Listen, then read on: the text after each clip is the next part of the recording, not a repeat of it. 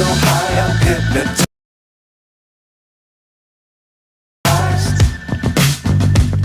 What's up is down, what's left is right. Chasing stars and holding you. I can't see the end, but we'll see it through.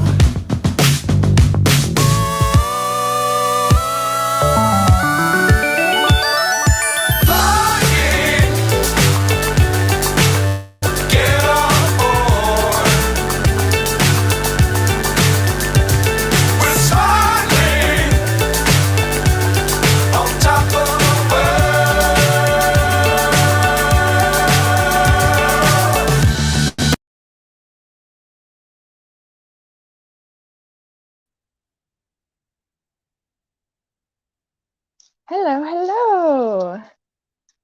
Welcome to everyone that's joining.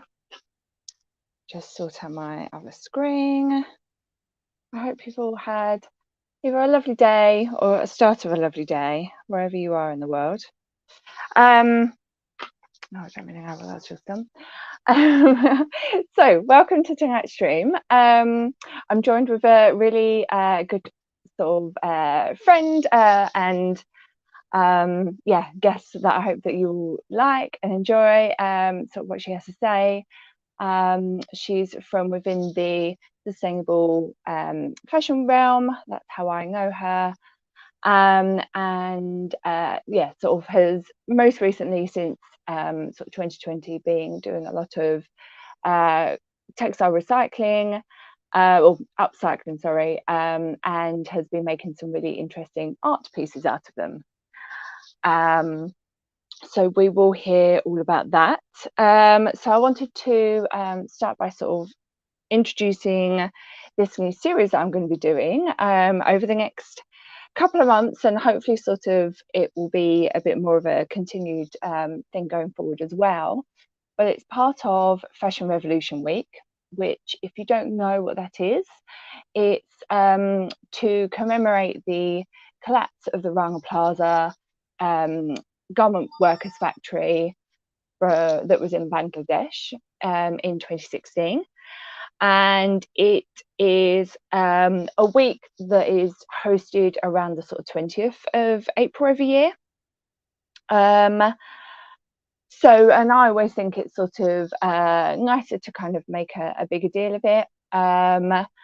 So I kind of thought this would sort of spur me on to start this series that I've been wanting to do for a little while, talking to makers and such within the fashion realm. And so it's just a bit of that. So tonight we're going to be talking with Elly. So I will bring her on and she can introduce herself.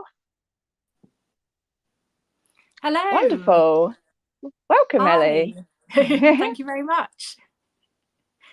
That's all right, no problem. So yeah, obviously if anyone wants to check out Elly's Instagram page, I've linked it in the description of this video down below. But with that, if you want to maybe introduce yourself, Elly, and sort of where your kind of sort of journey up until now in the briefest of ways, and then we'll dive deeper. Sure.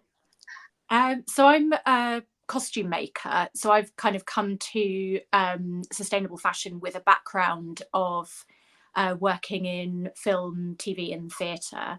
I actually trained as a costume maker, so went to Central School of Speech and Drama, trained there. I've been sort of interested in fashion, ever since I was a teenager. I was lucky enough to grow up in Brighton, where there was, sort of so much like amazing vintage fashion and things like that. So that was kind of what really sort of spurred me on, and just thinking about all the stories that you can tell with clothes, which is essentially sort of what you're doing as a costume maker. And then when I heard about the Rana Plaza factory collapse, obviously Fashion Revolution Week started up sort of the year afterwards to kind of commemorate the first anniversary. And I think it kind of really hit home to me that actually I was sort of living a bit of a kind of hypocritical life, because as a costume maker in film and TV, I was earning a decent wage. You know, I would get my breaks. If I worked longer, I would get overtime.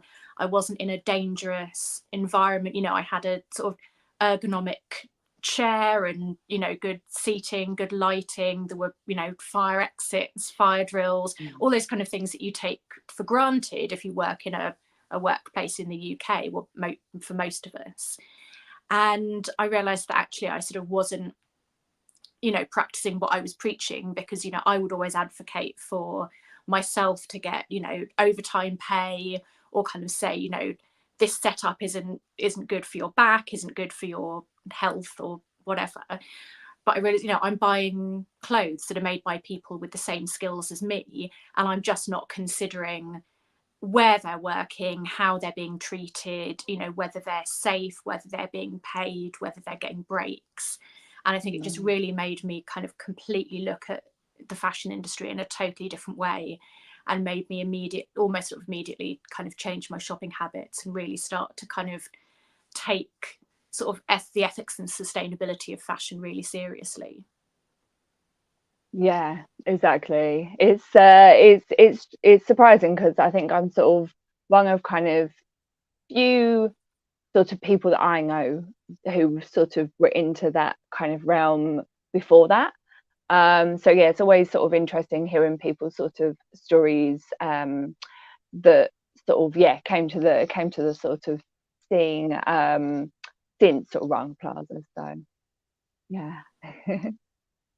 Yeah, so I think we kind of met through Ethical Hour when I started. I started my my blog, Take It Up, Wear It Out, in 2017 to sort of kind of catalogue my kind of, you know, attempts at living a more kind of sustainable and ethical life, and, you know, the sort of more sustainable things that I was buying, and that kind of upcycling or like refashioning projects that I was doing with my own clothes to kind of make them sort of last longer. And it's really sort of developed from there into kind of almost like more of a kind of art practice than sort of just doing the kind of sort of upcycling or refashioning that you can wear on a day-to-day basis. I realized I kind of wanted to communicate this message in quite a sort of elaborate and kind of striking way. So it was, you know, something that would really grab sort of people's attention at kind of a glance, and think, oh, what's the story behind that project? And then you can sort of gently kind of reel people in and talk to them about, you know, sort of where you're coming from and what you're working on. Exactly, which is something that I've always sort of loved. It's the thing that sort of got me into fashion in the first place. Was I was actually studying fine art at college, and got really into McQueen and Westwood's catwalks, because I felt them to be very much like sort of artwork, sort of coming down the catwalk. They were the two that like always sort of stood out for me. And so for me, fashion has always been about that sort of kind of art aspect. And it's something that's always sort of like stood out with these kind of works that you've done, of you know, sort of they do kind of make you think more deeply than it just being clothing.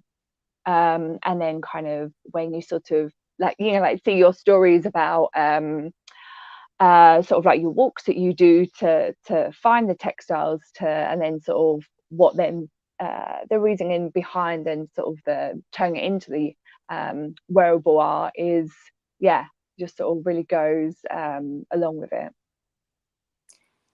Yeah, I think I kind of really want to explore kind of every aspect of fashion as, I mean, it's meant to be a creative industry, but I think there's so much sort of sadly in fashion at the moment that doesn't feel like that creative. And when you think of someone like Westwood or Alexander McQueen, they're creating these amazing sort of theatrical pieces, and then what you see kind of actually in the shops is just sort of, you know, a stretchy kind of tube, or a kind of square, you know, something, because they're not putting the effort in. Well, people probably want to put the effort into pattern cutting, but they're not putting the money, they're not putting the investment into making kind of interesting garments, because an interesting garment is going to cost more than a stretchy tube. So by paying kind of rock bottom prices for clothing, you're also losing that element of kind of creativity and like innovative design, all those sort of things that make people, I don't know, kind of attract people to fashion in the first place, I think. Yeah, exactly. That's what I feel with it as well. And you know, because everyone's always like, oh, but you can't you know, sort of like, what's the point of, you know, sort of like the catwalks, because you can't wear that out. And it's like, but that's there to inspire sort of the rest of the clothes. And yet it's sort of, the more things have, like, more time has gone on, even the catwalks aren't inspiring to me anymore. You know, Yeah, sort of, let alone kind of then what's being produced on the for the high street. Yeah, it's yeah, a I lot think to that's be really true. desired. Yeah. I think the But other, yeah, I just want to say hello to Jennifer in the chat as well, by the way. hello Jennifer. Yeah, But I yeah, think the sorry, other carry on. yeah, the other kind of really important thing that I kind of want to get across in artwork is sort of having something that will spark a discussion that isn't necessarily being told, you know, there's a space for being told alarming facts, because I think people do need to know alarming facts, but I think there's also a space for people to kind of be inspired or be sort of provoked in a different way by seeing like something that's kind of weird and colourful and interesting, and thinking, oh, I'm really drawn to that, like visually I'm drawn to that, I want to find Yeah, out more about it, and then finding out sort of a message behind it. Because I think for a lot of the time, if you constantly hear kind of dire messages and warnings, it's actually very hard to respond to those. Like, I know from my own experience, when I see like sort of really serious like climate change kind of information or something on Twitter, you know, it's sort of an article saying, you know, scientists have discovered that the ice caps are melting faster than they ever have before, you kind of go, yeah, oh God. And then you don't want to read the article because you don't want to feel that sort of horror. And yeah, you think, oh, I'll dread, just, you and know, I'll yeah. go and play my phone game instead because that's comforting. But I think, you know, we Definitely. need the sort of the kind of positive aspects of things to kind of lift us out of that feeling of feeling trapped, feeling stuck, feeling anxious, but with no like positive outlet. Because I think no one's going to do anything if you're sort of paralyzed with anxiety. You need to feel like, oh, there's this completely, you know, there's this new creative, interesting, innovative way that I can live instead. Yeah, And actually I don't lose any of the things that I enjoy. Like, I won't lose, you know, being able to experiment with different looks, or, you know, being able to wear clothes that I really like. But you're not just living this kind of very sort of, you know, I guess like just sort of following trends that are being dictated to you. It's almost like when you kind of drop out of that sort of fast fashion stream, you're almost like suddenly you've got permission to like, oh, I can try all of these trends or none of these yeah, trends, or I can just do, you know, I can just wear this style of trouser that I find really comfortable or something. yeah, exactly. Yeah, sort of go back to the, yeah, sort of like, oh, I just wear, you know, sort of, yeah, like black or sort of denim, you know, sort of like we kind of used to be. You just, you didn't really matter who was around you, you just wore what you wanted to wear. Yeah, I think, I mean, I was, you know, I was really lucky, first of all, growing up in Brighton, where there were all these vintage shops where you could buy weird stuff to try out. And secondly, there was no one monitoring the weird looks that I was coming up with. You know, Exactly. there was absolutely no social media. There were, like, if you did have a camera, you were using your photos very sparingly because you had to pay to get your roll of film It was a developed, and role. that would, Yeah. you know, use up your pocket money. So actually there's probably no evidence of, you know, half of the terrible looks that I came up with. But it was really nice to just have that absolute freedom to kind of experiment and just, you know, try out things and go, oh God, that looked really weird, or oh, I'm really into that. Let's see where that sort of weird niche of kind of looks takes me. Yeah, definitely. No, I think it's sort of like you say, it's very freeing, because I found that since sort of doing my sort of teaching people how to sew, that it's sort of, there's just like so many people that just want to make clothes because you know, sort of they can't find what they want to wear on the high street. So it's not always about size and shape. It's just, you know, the style just isn't there for them. In particularly in men, I found that as well, which is really interesting. That's really interesting. Yeah. I had a 2022. I had like a whole year of like so many men coming to the classes. That's Really so good. That's interesting. so nice to hear, because it does still Yeah. sometimes feel like very kind of female dominated, which is great in a way, but you don't want, you want sewing to feel like something that absolutely everyone can get involved in, not just, you know, this is a thing for girls and men do something different. Yeah, exactly. Yeah, to get away from those sort of stereotypes. So it's always nice sort of like hearing like people's sort of journeys, and then sort of through those journeys, because of obviously how I present myself and my business, then sort of how they start changing the way they talk about cloth and the process and things like that. It's sort of really kind of heartwarming to see the change happening in that way. And then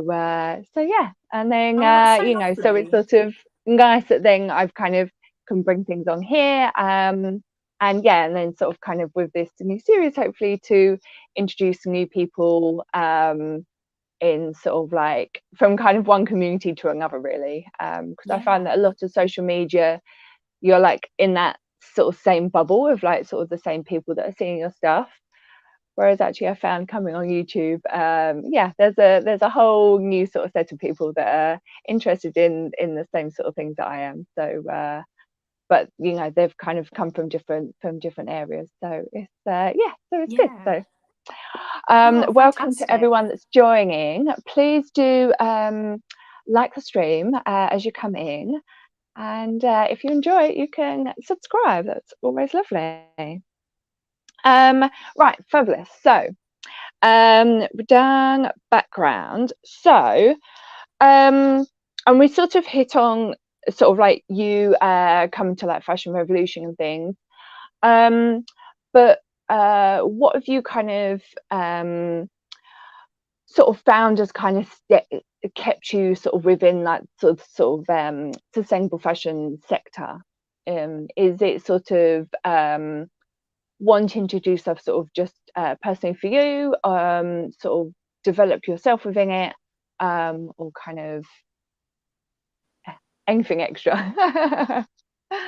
Yeah, I think part of it is sort of bringing attention to the fact that there's so many problems in a way.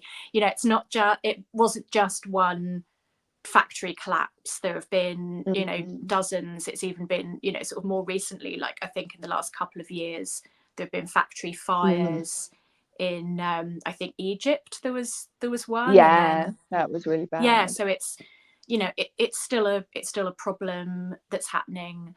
I think one of the other things that I've sort of really got to be in my bonnet about is this sort of problem of just overproduction, just these huge volumes of clothes that are being produced, which is sort of one of the reasons why people are working such long hours. You know, you're trying to make an order of 10,000 t-shirts or something, but then actually only about a third of those t-shirts are going to end up on a human body. And then if that person only wears that t-shirt a couple of times and then thinks, oh, I'm kind of bored of this, you know, this slogan or this whatever, I'm going to put it straight in the bin, then it ends up in a landfill. Or sometimes, you know, things that you think are going to charity shops actually end up in the global south, like they're sent to Ghana, where people are actually paying for our old clothes to that take we it. didn't want anymore, and they can't even choose what they're buying. They're buying things in great big bales. They're having to try and sell, you know, whatever they can out of that bale, and then obviously things that end up over there might be completely unusable. It might be, you know, something you've put in a textile recycling bank that's full of holes that you think, oh, this is going to be, you know, sort of reconstituted and turned into something else, but it, you know, finds its way to someone who has to, you know, try and sell it or find some sort of use for it. And of course, once it's over there, Ghana as an example, because I think Cantonmanteau Market is sort of one of the most famous or kind of infamous places for our used clothing to end up. But Ghana doesn't have a kind of robust sort of recycling structure that can deal with all this rubbish, because it's not their rubbish, it's our rubbish that we're essentially dumping over there. So things just end up in big sort of landfill tips, things that end up in the sea as well. And I think there's been some sort of investigation done with these sort of smart tags that people have been putting on clothes that they put into like the take back bins in like Marks and Spencer's and H&M. And actually, when they say, you know, we're going to recycle your clothes, what they actually mean is we're going to send your clothes to Ghana and make someone buy them. Else deal with it. Yeah. So I think, you know, these are kind of huge issues that I can't actually change myself, because I'm not part of a kind of global brand or something. I'm just kind of one person sort of observing these things. But I think one thing that's interesting that I've kind of got quite into with my sort of art practice when I'm looking at working with sort of used clothes is sort of creating something that deals with like the volume of clothing. So the sort of big project that I did a couple of years ago to coincide with the 10th anniversary of the Rana Plaza tragedy was actually a piece that was made from 24 used garments. So, or I say used garments, actually some of them had never been used. So what I wanted to do was find things specifically from kind of ultra fast fashion brands who were based in Manchester, because this particular exhibition was happening in Manchester. So like Boohoo has their headquarters in Manchester, which means, you know, it's a Pretty Little Thing, which is their other kind of big like ultra fast fashion brand, is also in Manchester, and Misguided. And I found, you know, obviously pieces that were in sort of clothes swaps. I actually found some things dumped in the street outside a charity shop. And then I was buying quite a lot of things. Yeah, just someone had kind of abandoned a bag of clothing, but obviously because it's Britain and I was doing this shopping in January, it was raining, you know, a fox had kind of split the bag open. You know, people who run charity shops, they're getting, you know, unpleasant things in bags anyway. They're not going to go around the streets kind of picking up other things that people, you know, didn't manage to deliver efficiently. So, exactly. Yeah, and I think I was kind of also looking at how we treat charity shops as almost like a dumping ground for the things that we don't want, whereas actually charity shops exist to make money for the charities that they support. That is, you know, kind of the point of them. And it's almost like we're expecting them to do all of this work that they're not really set up to do in kind of, you know, dealing with all our old clothes and things. So I was finding so many garments that were actually kind of brand new with tags in charity shops, you know, things that had been bought and maybe hadn't been returned on time, or, you know, someone had worn it once for an Instagram photo and gone, oh, I'm not really into that, and got rid of it. So the idea was almost kind of these clothes sort of never got to fulfill their destiny as a beloved piece of clothing, as, you know, as someone's outfit, as a way that someone's expressing their personality. So the idea is like, what can I turn them into instead? How can they sort of live out a kind of different life. So I was sort of also thinking about, you know, one of the problems with the clothes that we're producing at the moment is that so many of them are polyester. And actually, if you're going to make essentially a throwaway garment, polyester is the worst thing you can make it out of, because it will disintegrate, sort of biodegrade so much more slowly than a piece of clothing that's made from cotton or wool or silk, or like a more natural fibre. So you've got this sort of huge life cycle of a polyester top where, you know, it's made out of oil, which is made from these sort of small, you know, kind of algae and crustaceans that were kind of crushed, you know, millions of years ago and turned into oil. And then it's been sort of mined from the ground. It's been turned into these plastic polymers. It's been spun into a polyester top. It's, you know, it goes on you for half an hour while you take your Instagram photo, and then you send it to the charity shop, and then the charity shop can't sell it, so they send it to Ghana. Someone in Ghana can't sell it, so it goes into this kind of landfill pile, and it could sit there, you know, I've sort of seen statistics where it says, you know, it's another 1,000 years for it to decompose. And yeah, just sort of thinking about these kind of huge life cycles of the earth that are so, you know, these kind of orders of magnitude bigger than like our human lives. And you think, come on, if we are going to live this like sort of throwaway lifestyle when it comes to clothes, why on earth are we making them out of polyester? It makes no sense. You know, we probably laugh at the idea of, like, in the 60s they made these paper mini dresses, but actually if you're going to have a disposable garment, isn't that a better choice than, you know, making these things that are never going to disintegrate and are going to lie around in deserts or on seashores, kind of making, you know, these huge kind of environmental problems for countries that aren't sort of equipped to deal with them.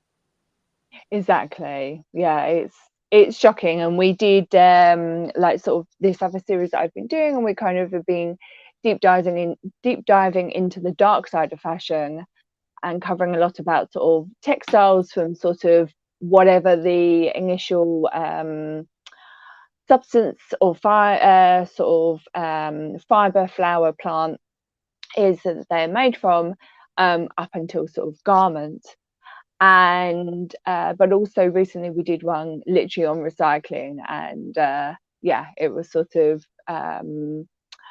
yeah, a lot of people were very shocked as to just how little actually get recycled out of it all. I think because it's so cheap to make brand new fabric, especially if you're not making brand new fabric that's of any great quality. Obviously, if you are making a quality fabric, it's going to cost a lot more because it's going to be a tighter weave. It's going to be, you know, kind of sort of properly dyed, you know, really carefully woven, kind of checked for sort of faults and, you know, things that can cause problems once it's made into a garment.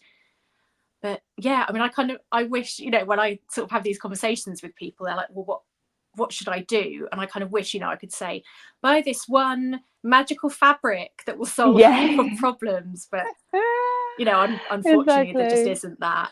Yeah. No. Yeah. There's, sort of, you know, things, you know, sort of wear and tear and all this sort of stuff. And it's kind of, everything has like an eventual sort of life cycle. It's just, I think it's more about sort of enjoying the clothes whilst you've got them, you know, because it's sort of like we've become so accustomed to, you know, sort of going, and people that sort of, you know, go and like sort of out the shops with sort of bags full of stuff that, you know, sort of maybe they kind of look at and then put it in a pile, and then sort of, you know, it doesn't even get worn, let alone the ones that are probably only worn for like 2-3 times, you know, throughout its whole life with that person. It's I think that's kind of one of the things that makes me so sad about the fashion industry at the moment, is that it's almost like we've lost this sort of emotional attachment to clothes. And I think, you know, in some ways, like having too much of an emotional attachment to, you know, possessions is maybe not great. But I think because it's why I can't get rid of anything. I know. But I think it's also it is really important, because clothes are a way that you're showing the world who you are. You're showing them, you know, are you a creative person? Are you a professional person? You know, we're kind of always looking at people to see, you know, to kind of pick up on clues about people from what they're wearing. And when you're, you know, you're wearing things, even people who kind of maybe think, oh, you know, I'm not super into fashion, they're wearing maybe like a band t-shirt or a football shirt or whatever, you know, it's kind of you're telling people sort of what you love in life, what you value in life. Exactly. Yeah, that's what I'm like. It's like about showing your clothes. personality. Yeah. So it feels like, you know, if you're not wearing something lots and kind of loving it, it almost feels like clothes don't have a purpose. It kind of devalues the work of the people who are making the clothes, because you think, well, why are they working, you know, 18-hour days to make something that's going to go kind of straight into the bin? So I think that's kind of one of the things that I sort of wanted to do with this piece that I made called Unnatural, was kind of create these new lives that these garments could have. So kind of deconstructing each garment and then reconstructing it into kind of lots of different sort of natural forms, so like flowers, leaves, roots, and sort of all kind of things like that. So you kind of get the idea that actually this is the potential that's in, you know, these pieces of sort of unwanted cloth, and, you know, they can have this other life. This is what, you know, garments could, you know, this is how we could use unwanted garments if we had, you know, sort of the time and the will and the kind of interest to do that, rather than just sort of throwing them away. Definitely. Let me get up our photos that can then go along with what we're talking about.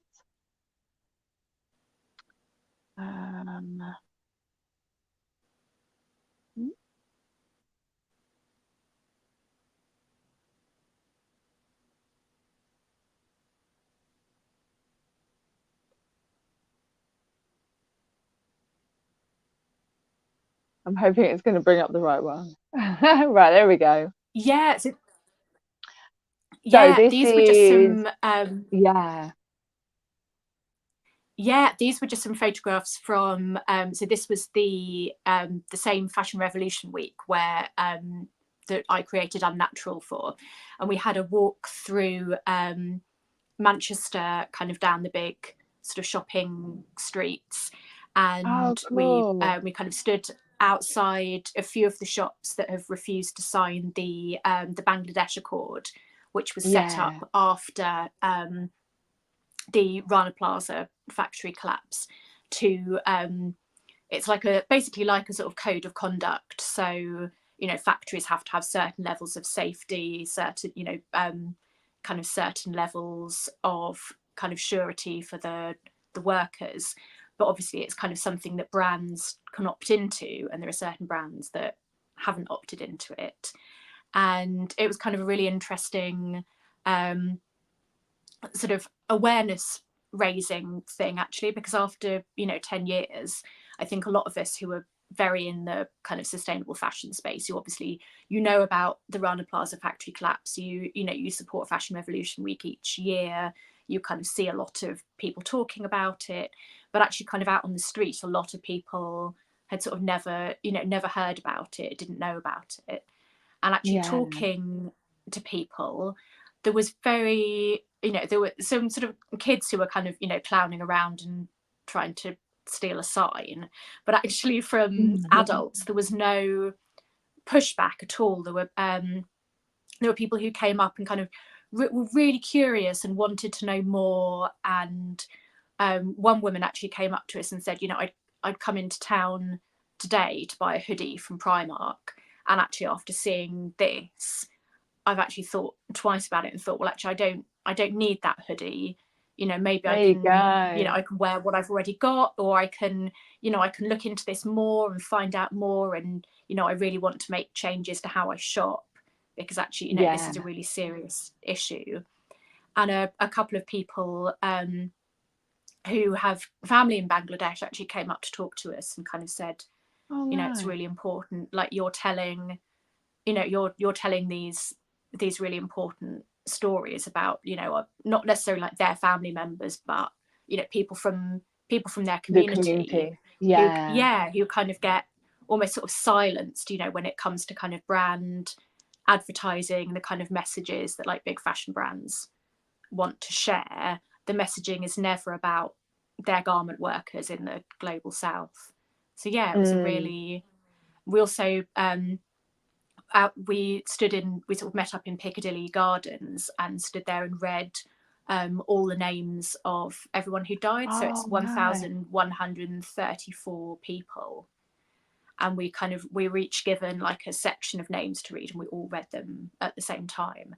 And actually, that was a really, it was quite an intense kind of moment. Like, I sort of really got the shakes a little bit, because you're just reading, you know, you're reading this huge long list of names and, you know, kind of family surnames and things, and you think, you know, there's these huge kind of extended families who kind of lost, you know, everyone in this completely man-made and kind of unnecessary tragedy. So yeah, I think it's really important to kind of keep this in the forefront, because garment worker safety is still such an important issue.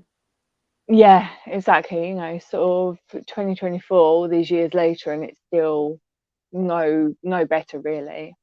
Yeah, no, it is worrying. So then we will go to the next one. Oh, no, not you. How do I get out of this?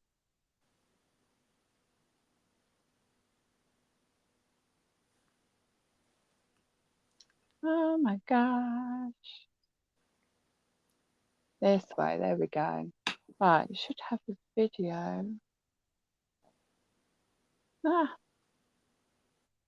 on. There we go.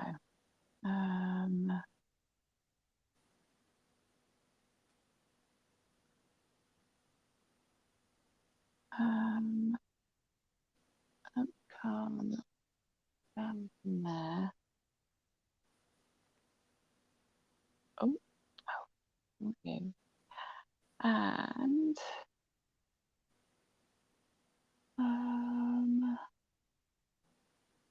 right, here we go. Sorry, in me downloading, it has skewed the order a bit. Oh no. Typical. Yeah.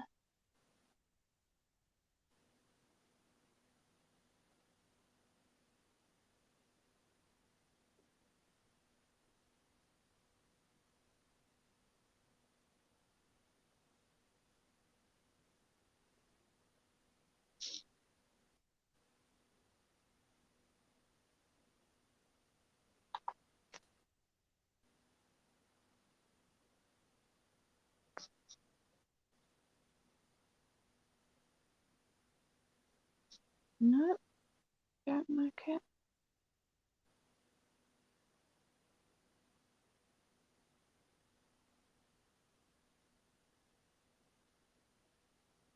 Okay.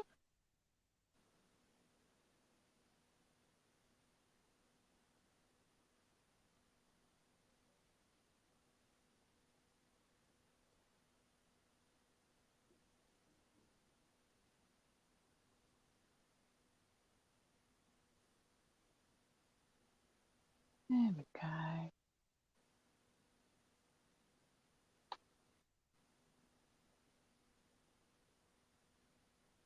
Oh dear, right. These sharing streams are not my easiest one. Right. Wonderful. Here we go. Now I don't know, is there sound on this one? There should be, yeah. Okay, Don't worry if it doesn't. that's fine. So Sorry. yeah, so yeah, hopefully everyone can hear it. Otherwise, I don't really know what.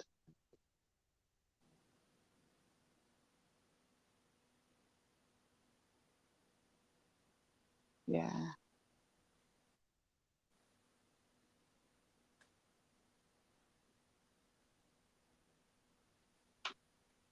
So if you can't hear any sound, this was just me talking about sort of my process for making the piece, which was finding the 24 discarded garments, which were all from these fast fashion brands who have their headquarters in Manchester, because that's sort of really become almost like the kind of the headquarter, or the, you know, the sort of fashion city for these kind of ultra fast fashion brands who've kind of, you know, sort of sped up. I mean, even, you know, sort of since Rana Plaza, it's almost like things have become worse in a sense, because there's now, I would say, more of an overproduction problem, and more of a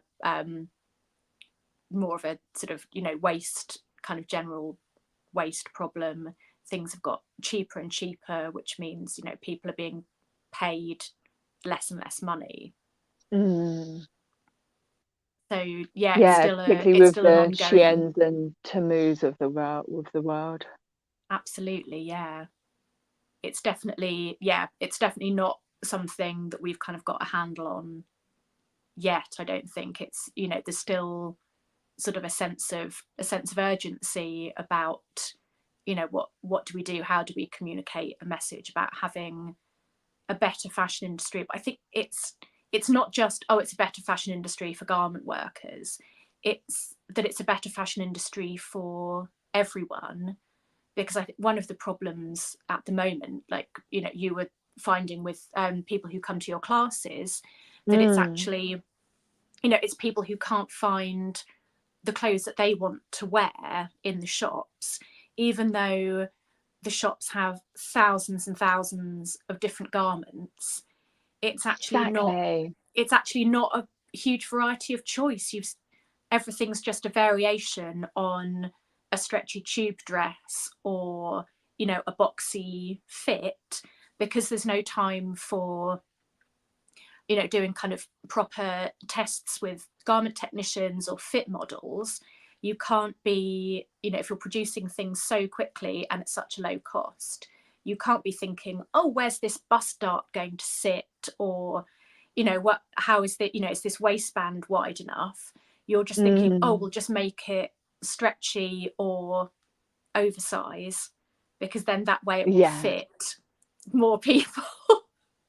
So actually, you know, people aren't, you're not getting an amazing variety of clothes that are going to fit you beautifully. You're just getting what fast fashion brands think you deserve, which is, you know, a load of quite unimaginative clothes. And I don't even want to say kind of poorly made, because I don't think that's the, you know, we can't criticize garment workers who are having to work 18-hour days and who are having to make the garments so fast that there is no time. Exactly. I always try and reiterate that point as well. You know, it's badly made, but it's not the maker's fault. It's the people above them who made the decisions in the first place. And when you've got, you know, when you've got really poor quality fabric, that garment probably isn't going to last. But it's more to do with, you know, faults in the fabric, or, you know, the way it was cut, or, you know, something like that. It's not necessarily, you know, I think there's also this kind of idea that garment workers are unskilled, and actually, you know, both of us as, you know, professional, you know, people who sew all the time, there's absolutely no way that I could sew at that speed and keep up kind of that level of work. You know, the reason that, you know, garment workers are classed as unskilled is because all the jobs are broken down into these tiny little sort of sections. So you're just doing one bit of making over and over and over again. If you know, if garment workers got the chance to work in a more creative way, they would absolutely be able to produce, you know, the most beautiful clothes. But that's not what's going to make Boohoo or Misguided a load of money. So they're not you know, they're never going to get the opportunity to do that work.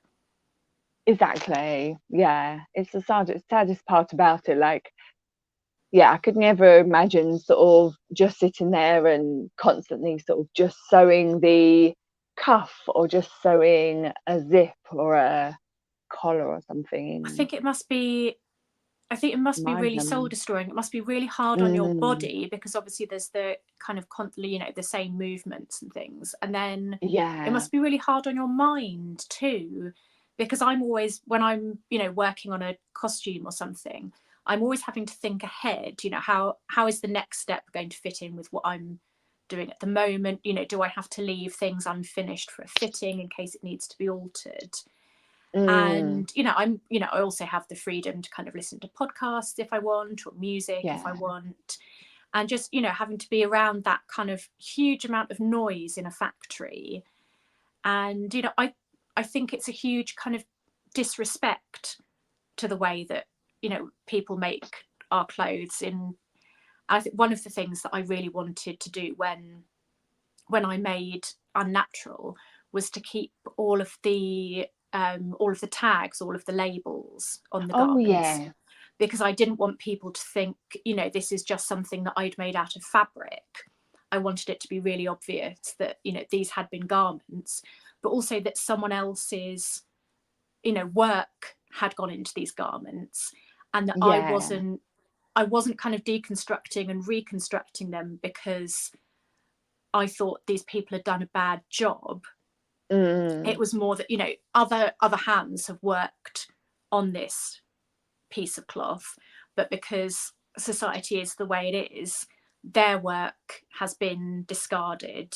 Now I'm going to take that cloth, and, you know, kind of retaining those memories, I'm now going to help it to have like a new lease of life, as, you know, as something that is technically wearable, but kind of an extreme form of upcycling, rather than, you know, sort of, you know, something you can throw on kind of every day.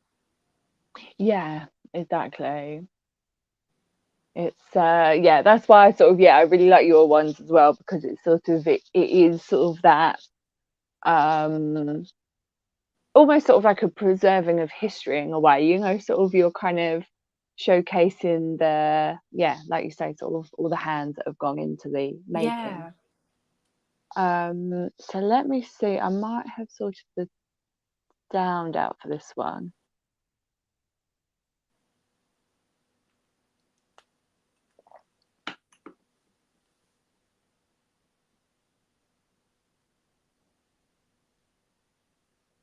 No, I don't know what I need to do. Oh.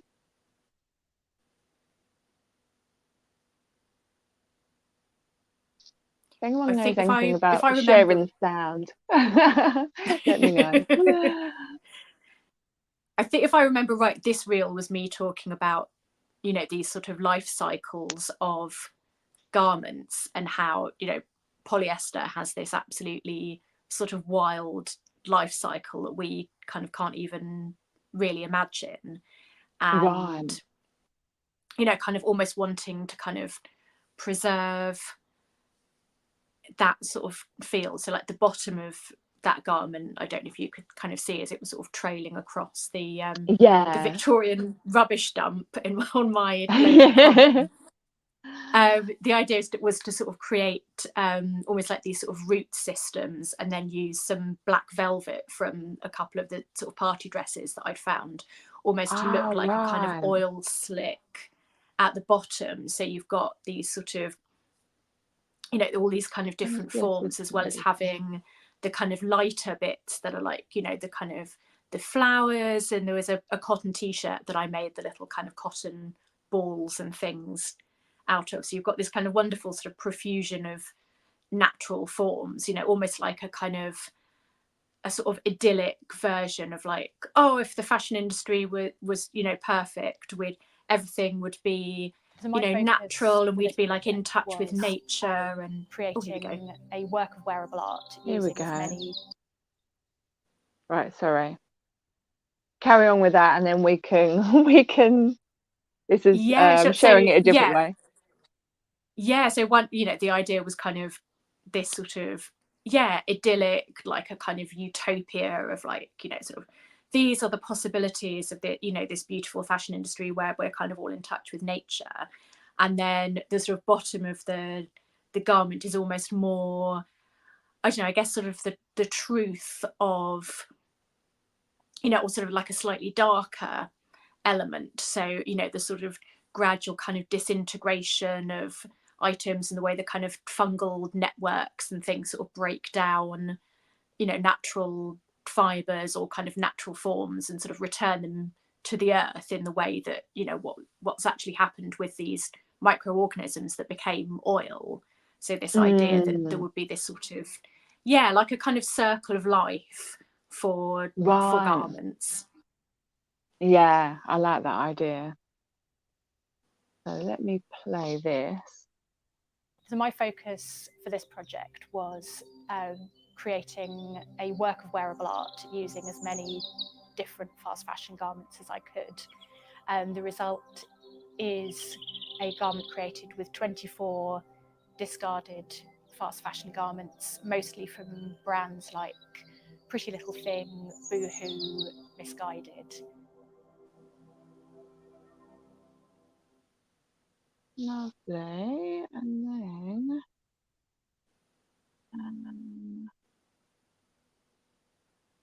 no.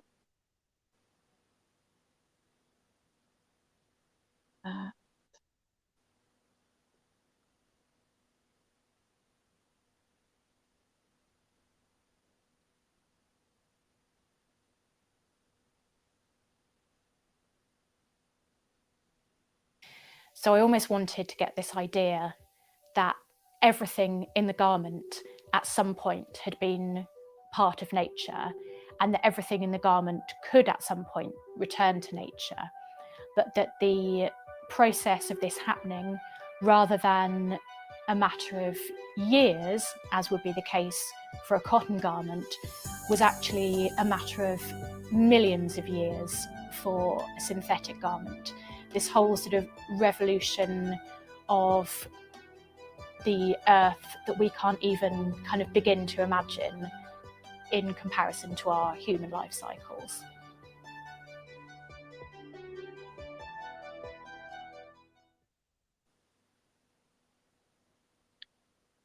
Fabulous.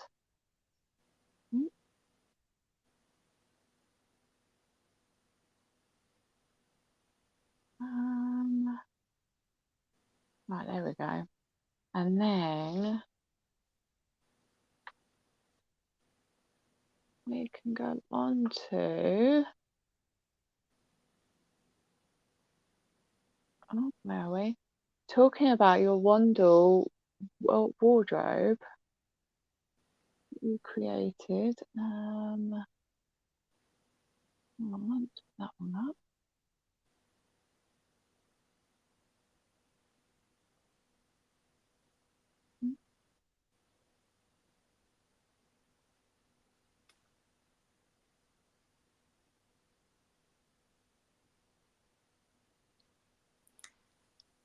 Here we go. Oh yeah, so this was one of the garments that I found. Actually, this was one of my first sort of brand new with tags finds. This was a Boohoo sweatshirt, and this was actually something that was in a charity shop with huge amounts of Boohoo. So it was donations that had come straight from Boohoo rather than, you know, coming through, you know, sort of individual people who perhaps bought something and then decided they didn't really like it and, you know, got rid of it. But this is another problem with fast fashion, is that they now have collaborations in inverted commas with Mm. charity shops. So they're pretending they're doing charity shops a favor by giving them, a lot of the time it's returns, like things that have been returned. They can't be bothered to check it back in, or it might be damaged or something, so they ship a load of it to a charity shop, which obviously the charity shop is trying to make money for the charity that they work for. So that might be a good thing, or it might be a problem because they end up with a lot of the same garment that they can't perhaps sell. And it's also, it's creating problems for the wearers of clothes as well, because if you've got a charity shop that's half full of things that have come straight from a brand, perhaps there then isn't room for people who are making genuine donations of their sort of lightly worn items that perhaps don't fit them anymore, or kids things that kids have grown out of. I think there's also it kind of takes the fun out of charity shop shopping for people, because That's for exactly me, what I was going to say. yeah, for me, I hardly go into them now because of that. I absolutely love going charity shop shopping and vintage shopping as well, because it's like the thrill of the chase.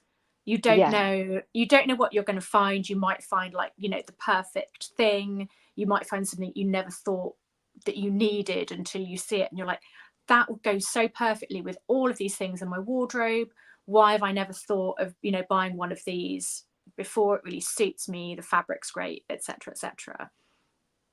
Suddenly, if you're also, there's more chance if you're going charity shop shopping that if you don't love what's absolutely on trend right now, you're like, well, people are going to put things in charity shops from 2 or 3 years ago. Maybe this is my chance to get another one of these things I really loved, and I thought, oh, why did I not buy another one of that? Yeah, and two of them. now it's really sort of like worn out. So yeah, if it's great if you go to Oxfam and you fit exactly into Zara clothes, and there's a huge rack of brand new Zara things in there, but actually I don't fit Zara clothes at all, so suddenly there's a third of the charity shop that is pointless for me to look at.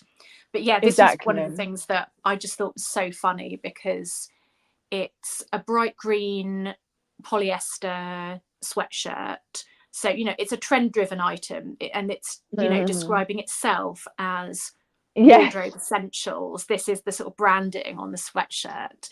And I thought, well, what do I actually consider essentials for for the industry? So I kind of said safe workplaces are essential, living wages are essential, unionization is essential, dismantling systems of overproduction and exploitation is essential.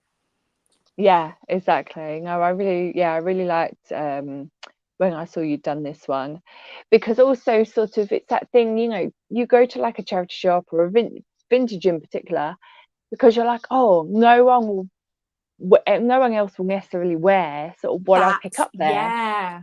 But then when you're going in and it's just like stuff from the high street that or because they like made sort of an extra million, that then they sort of give it to the charity shops. It's it spoils that whole thing. And actually I had someone the other day come in for one of the classes, like an alteration class that I do, and she had brought stuff from Vinted that were like £5 odd. She was saying that various different of these items sort of quite sort of low cost. And then I showed her the alterations, and it was like to lift the shoulder. So we sort of did one, then she had to go away and finish it off and then do the next one. Yeah.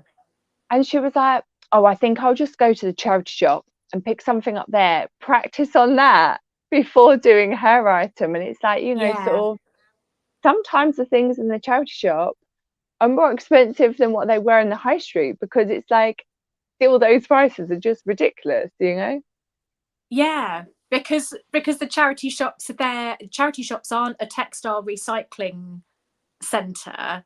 They're there, you know, like Oxfam, or to make a bit of money you know, themselves. save Yeah. the children or whoever. Yeah, they need to make money, and that's kind of the way that they're doing it. So it's like the whole kind of fashion ecosystem is sort of really, you know, out of whack in a way, when, you know, all of this stuff is being made that we don't have a way of effectively recycling, or, you know, sort of transforming into something else, you know, in a way that is kind of easy and sort of straightforward.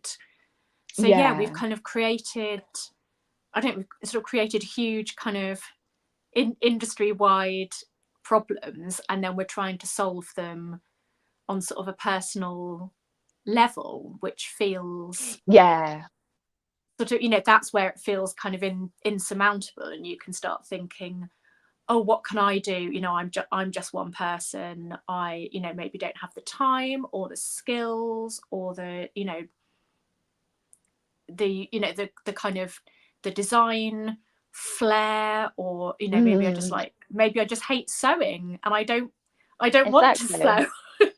You know, all of those kind of things are valid. Exactly. You know, I mean, even like myself, sort of everyone always says, oh, you must make all your clothes. I don't get the time to make my own clothes, because by the time my working day's done, I don't want to sew. I don't want to see a sewing machine. So yeah, you know, it's sort of, even though those of us trying to do better, you know, sort of still we're limited. So yeah, but you know, again, sort of, I think it's why it's interesting sort of doing these kind of pieces with sort of particularly kind of this one as well, like where like you've embroidered the sort of words on there that get people, provoke different thought in people, and you know, and then they can be sort of inspired to do similar on something of theirs, to then, you know, because then the more people sort of protest and things like that, sort of in whichever way they can and want, you know, that will sort of get the message out there as well, to sort of the bigger companies. They'll you know, sort of like have to take note and listen up, basically. I think it's going to take a really sort of large volume of people who are all, you know, not necessarily all making all their own clothes from scratch or whatever, but who are kind of asking questions of the brands that they shop with, and kind of say, you know, why aren't you recycling more things? Why aren't you, you know, why are you making all of these clothes that then get dumped somewhere? Why don't you reduce production? Are you paying your garment workers fair wages? Do they have safe working environments? Can you guarantee this? You know, that sort of, you know, like the purpose of Fashion Revolution, which was, you know, to get customers of big brands asking questions, is still so important. And even if you are someone who, you know, who feels like they can't afford to make sort of big investment purchases, or you've got kids who you're constantly having to shop for because they're constantly growing, or, you know, we're in a cost of living crisis, and big fashion brands have kind of tricked people into thinking that, you know, they're doing a social good by selling these incredibly cheap clothes.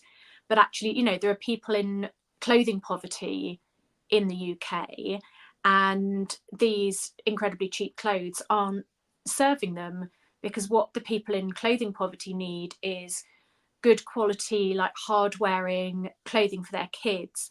They need appropriate clothes that they can wear, you know, to their, you know, regular day jobs.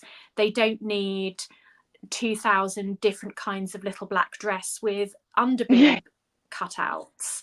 Like, that's not, you know, it's not helpful for people who are living, you know, their real lives in clothing poverty. Like, there's still those two, you know, we have the cheapest clothes we've probably ever had, and people in clothing poverty. So actually, you know, the brands that are making these cheap clothes, they know exactly who they're marketing it to. They're not trying to sell it to, you know, people in need who need durable clothes that are going to last and last, and, you know, they don't have to worry about replacing. They're selling it Yeah. for people to wear once or twice and then throw in the bin. They know who they're, you know, that's their business model, essentially.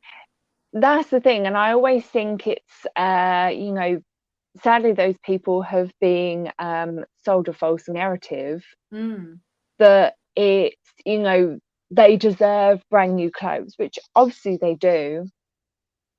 But, you know, there was a time when sort of, you know, what I kind of think of sort of charity shops shouldn't be perceived in this way that they often are, where it's like, you know, sort of you are poor if like you go to a charity shop, or, you know, charity shop clothes are lesser than. It's, you know, sort of there used to be a time when it was, oh yeah, like we said sort of before, someone's like worn them for, you know, sort of like a season, maybe sort of two, and then they sort of kind of pass it on, because then they get something new because they can afford to get brand new every time.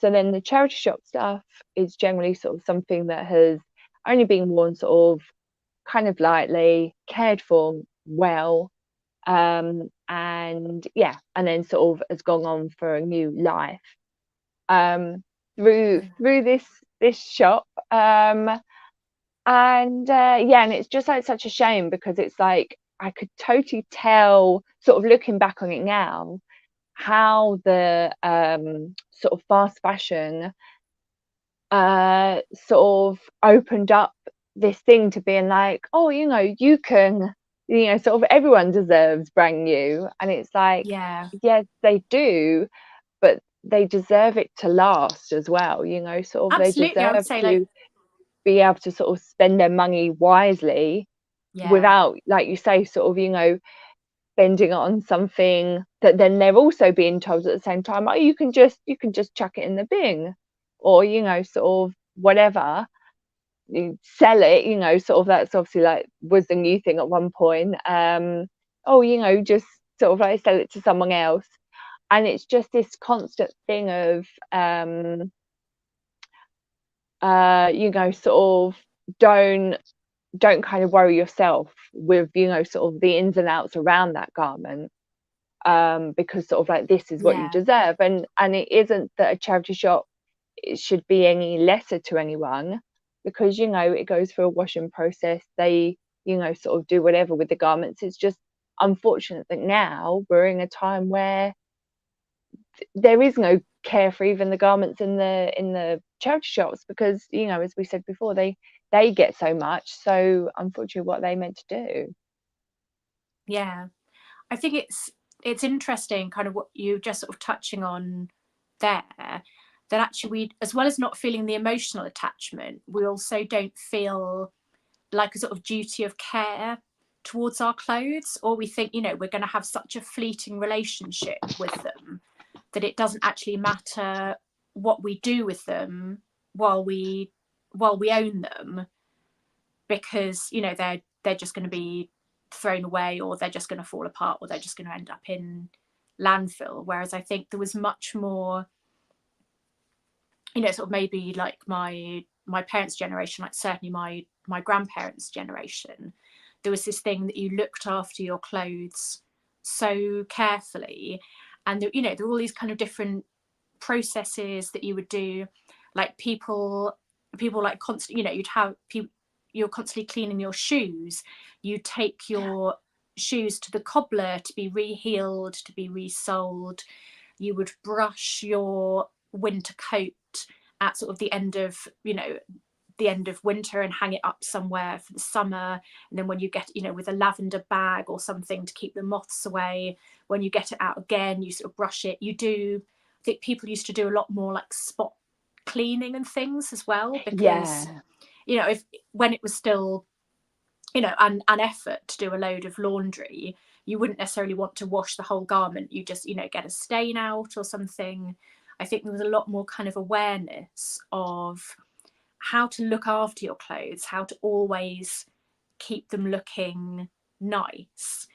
Whereas I think now we've got, it's almost sort of a double kind of edged problem, in that we've got clothes that are made of very cheap fabrics that are going to pill, that are going to, you know, fade really quickly or kind of twist out of shape once you've washed them a few times.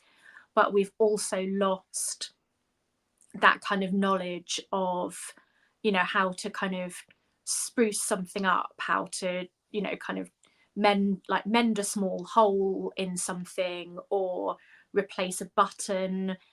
Like, one thing I was thinking about the other day is when you used to get, you know, a coat or a shirt or something, it would either have a button kind of sewn onto the, like spare buttons sewn onto the care label inside, or sometimes, like I remember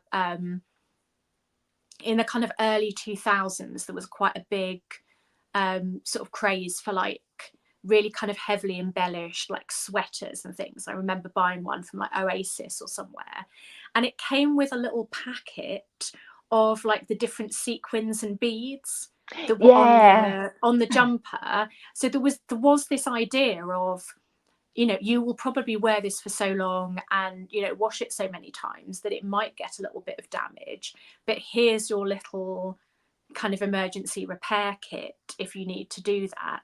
And I was thinking, I mean, you know, I buy new clothes so rarely, and if I am buying something that's sort of brand new, it'll be like a base layer, so it'll be like a camisole top or like leggings or underwear, so it's not going to be sort of things with buttons in. And I was thinking, do you still get, you know, if you buy a jumper that's got sequins on, do you get your little baggie of sequins attached to it, or have they stopped doing that because they think, no one's ever going to use that?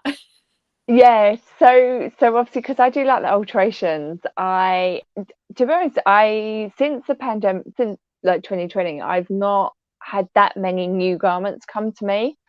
But the ones that I do, sort of like wedding dresses and things like that, they do often come with like a little baggie with sort of some bits in. Sequins, sort of like the odd button and things like that. So I'm trying to think. I wonder if it's more like your kind of high-end. Yeah, I'm trying to think. I've not really had much fast fashion that's sort of like where it's been sort of brand new, or that sort of had anything like that. To be honest, sequin stuff I hardly get into, to be honest, apart from wedding stuff. But what I will say that I have noticed as being a big thing is menswear over the past 5 years. And actually more like sort of 7 years is kind of when it started. So that's when I was at Selfridges doing the alterations. And the seams for menswear trousers. So obviously, like, women's wear is very notorious for not having extra seam allowance. So, you know, you can't let anything out. Whereas like menswear always did. They have a nice chunk in the waistband to let that out. And then they'd always have a nice sort of big amount around the crotch going down the thighs. And oh my God, has that shrunk down? And definitely in the past sort of 4 or 5 years, it's like it's no longer there. I can't let out men's trousers now. That's and it's really like, interesting. Yeah. So it sort of feeds into this whole cult of fast fashion that I sort of theory that I've been going off of, in that, you know, well, like women shop, you know, sort of, oh, like we're going through a recession, maybe they're shopping a bit less. Oh, but like men are always notorious. Anywhere that I've sort of worked retail, men are notorious. They come in like once, twice a year, buy loads, and then that's it. Then they're gone for the year. That's so funny. That's exactly what my dad does. Yeah. So I think it's a thing for the year. Yeah. So I think it's a thing to get them to shop more.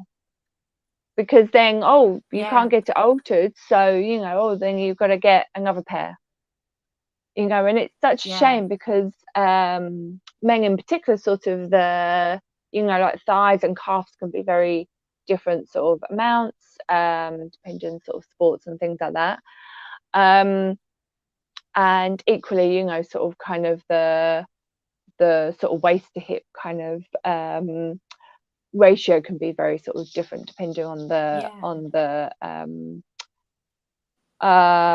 yeah, sort of kind of body shape of the person. Whereas obviously sort of we think about that a lot more in women, but yeah, sort of like men kind of get missed out from that. But yeah, and it's something that I've like really noticed, and that is in high end, not just like sort of basic high street, because they've like, so for the longer time, like sort of basic high street, like, you know, sort of Topshop, when that was about, always had like sort of only a little bit amount. Now it's like high end. My So it's goodness. yeah, it's really sort of kind of changed them. And I think you know, sort of potentially it's some kind of sort of recession thing, in that it's like a sort of, how do we get them to shop more? I don't know, you know, otherwise it's just sort of just fast fashion in general, sort of doing that technique, that tactic around it, because really even sort of you know, sort of the more things are going on, even like sort of high end is becoming very like fast fashion-esque. You know, there's very little, because even sort of like the quality of the cloth is going down in menswear, and menswear is always a lot better in terms of quality of cloth. Yeah, so it's a real shame, because it's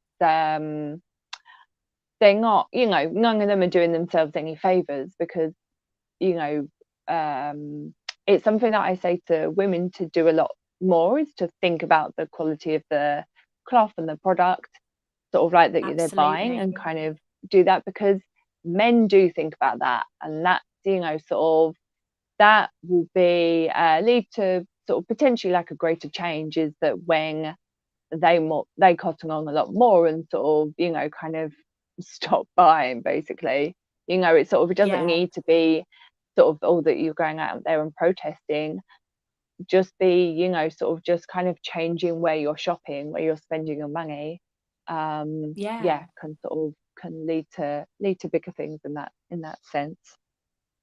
I think just talking about the kind of yeah. quality of the cloth and things, one of the things I noticed when I was, you know, getting things to use to make Unnatural, was how some of the fabrics actually felt really quite unpleasant to touch. Like, you know, I'm lucky enough that in my day job I've been working with, you know, really beautiful like silks and wools and linens, like these, you know, really kind of lovely, like good quality fabrics. But actually, like touching some of these things, they had a really sort of unpleasant hand feel.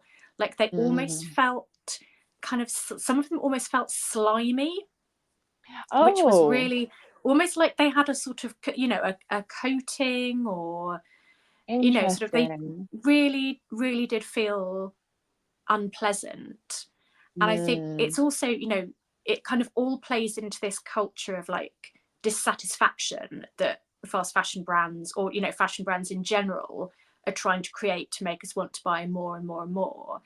And I think it kind of ties in really interesting, like, you know, you put on a top and actually the fabric feels really horrible, and you might not necessarily notice that that's the thing, but while you're wearing it during the day, you're like, oh, this doesn't make me feel great, and then you don't want to wear it again.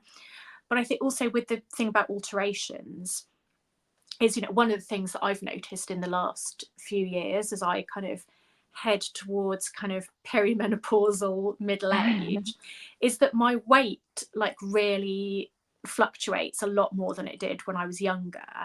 And you know, because I'm kind of handy with a sewing machine, I sometimes just like, I'll put in little darts at the back of my waistband, and then I'll take those out again, you know, maybe do it kind of, you know, once or twice in a season when I'm wearing something. But if you're someone who doesn't know how to do that, and also there's so much kind of societal pressure on, you know, the shape of your body, the way you look and stuff. If you're suddenly like, oh, my clothes are too tight, you know, it kind of sends you on a spiral of, oh, I'm not societally acceptable, I don't look good, I don't feel good about myself, you know. And then of course the, you know, adverts and things tell you, you know, you can make yourself feel better by going out and buying a load of new stuff, which will all have the same problems because they're not designed to fit your exact body. You know, these things are always, it's like the fashion industry has kind of tricked us into thinking that like our bodies are the problem rather than the clothes, whereas actually it's like, of course, like mass-produced clothes aren't going to fit us, you know. We can maybe find shops that have, you know, that kind of fit our bodies a bit better than others, but for, you know, for most of us, you know, we're not going to find that kind of idealized fit. But it's almost like it's taking this huge leap to think actually the clothes are, you know, not necessarily a problem, but the clothes are the things that I should be altering rather than my body.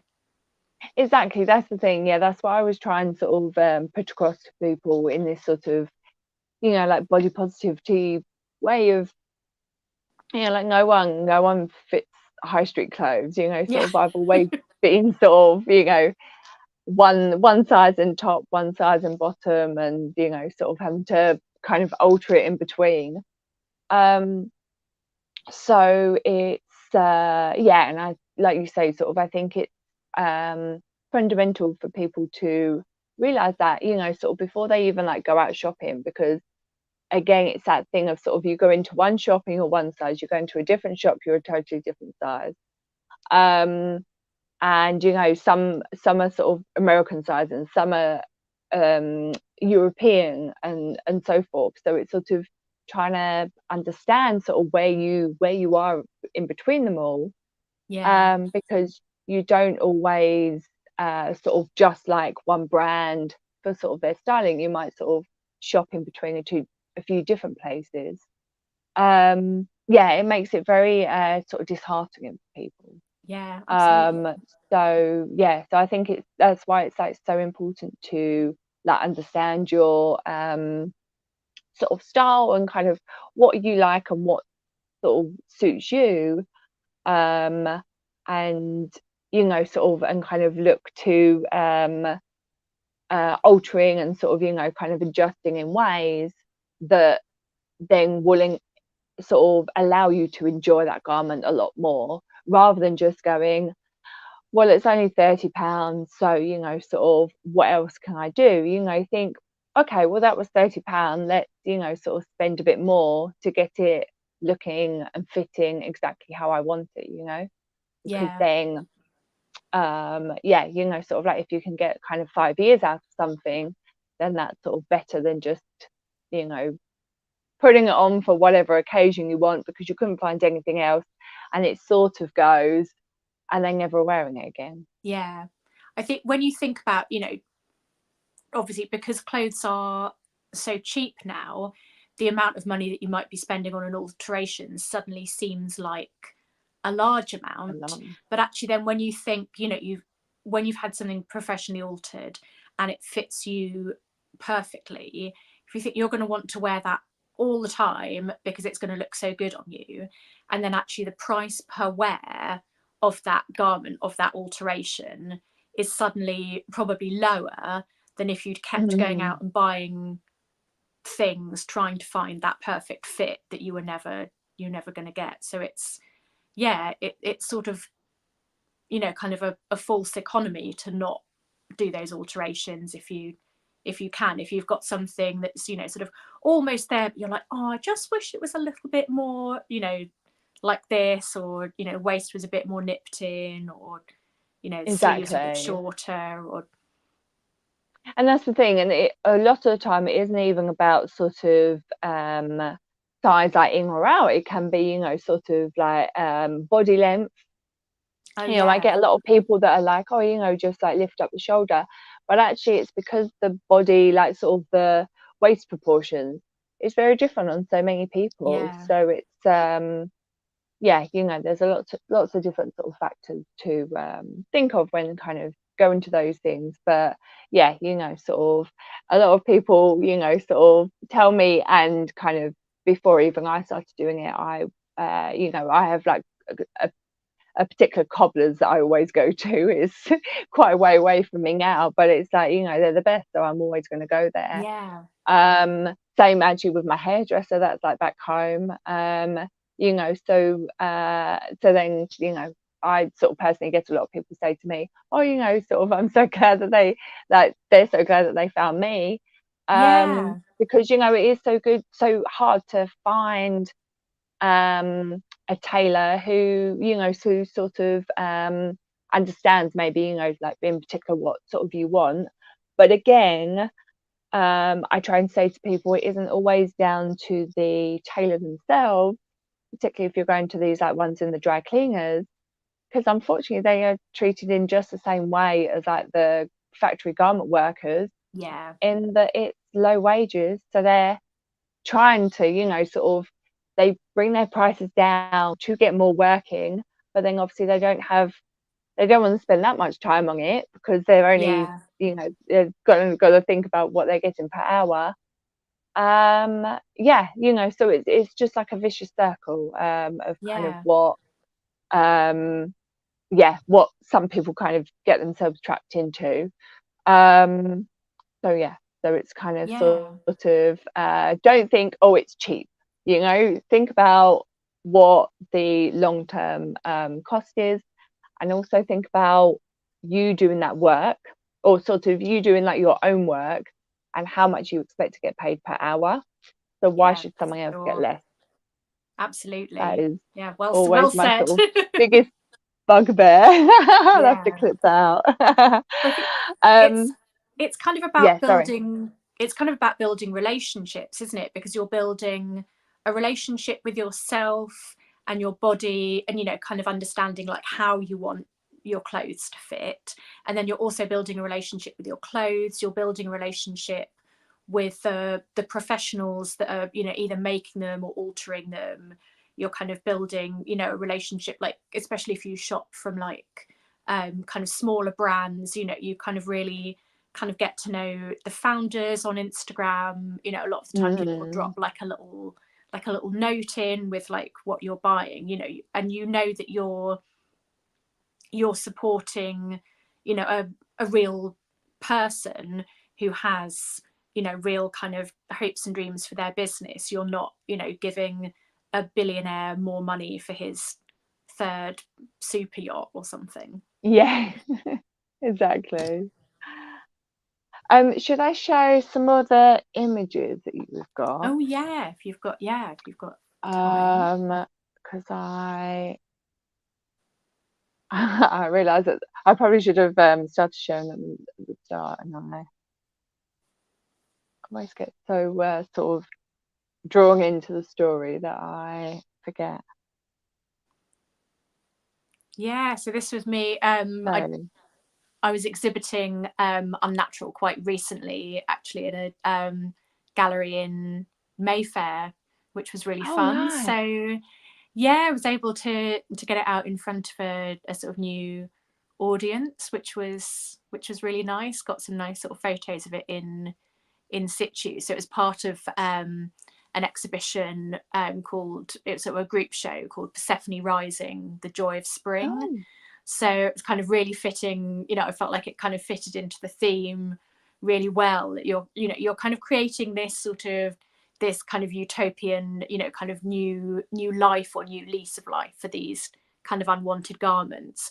But there's also this kind of dark, sort of dark side behind it, that the kind of environmental impact or the sort of impact on the workers. So yeah, it's kind of, it's been nice to sort of have it out on exhibition again. nice. Can't remember what way. Oh no, that's the other way. Um, ah, oh,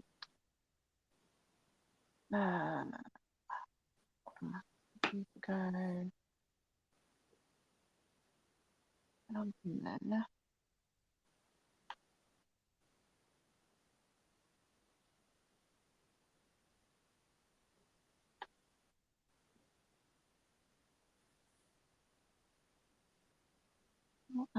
Next one, yeah, that one.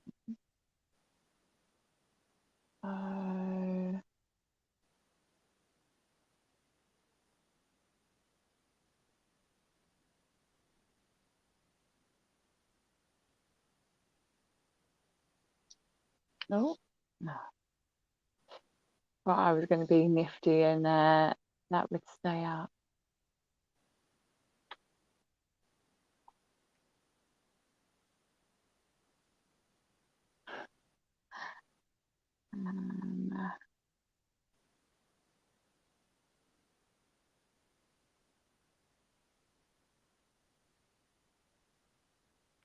All right, here we go. Yeah, so the That's it in live action. yeah, so one of the things that's really interesting is kind of seeing it sort of on a mannequin, kind of, you know, just sort of lifeless, I guess, and then seeing it actually sort of being brought to life by a performer. One of the things that I wanted to do when I got photos taken of Unnatural was that I didn't want to use kind of traditional sort of fashion photography tropes. So I specifically chose to use a dancer and choreographer for my model. She's an amazing dance teacher, choreographer, performer called Mel Simpson.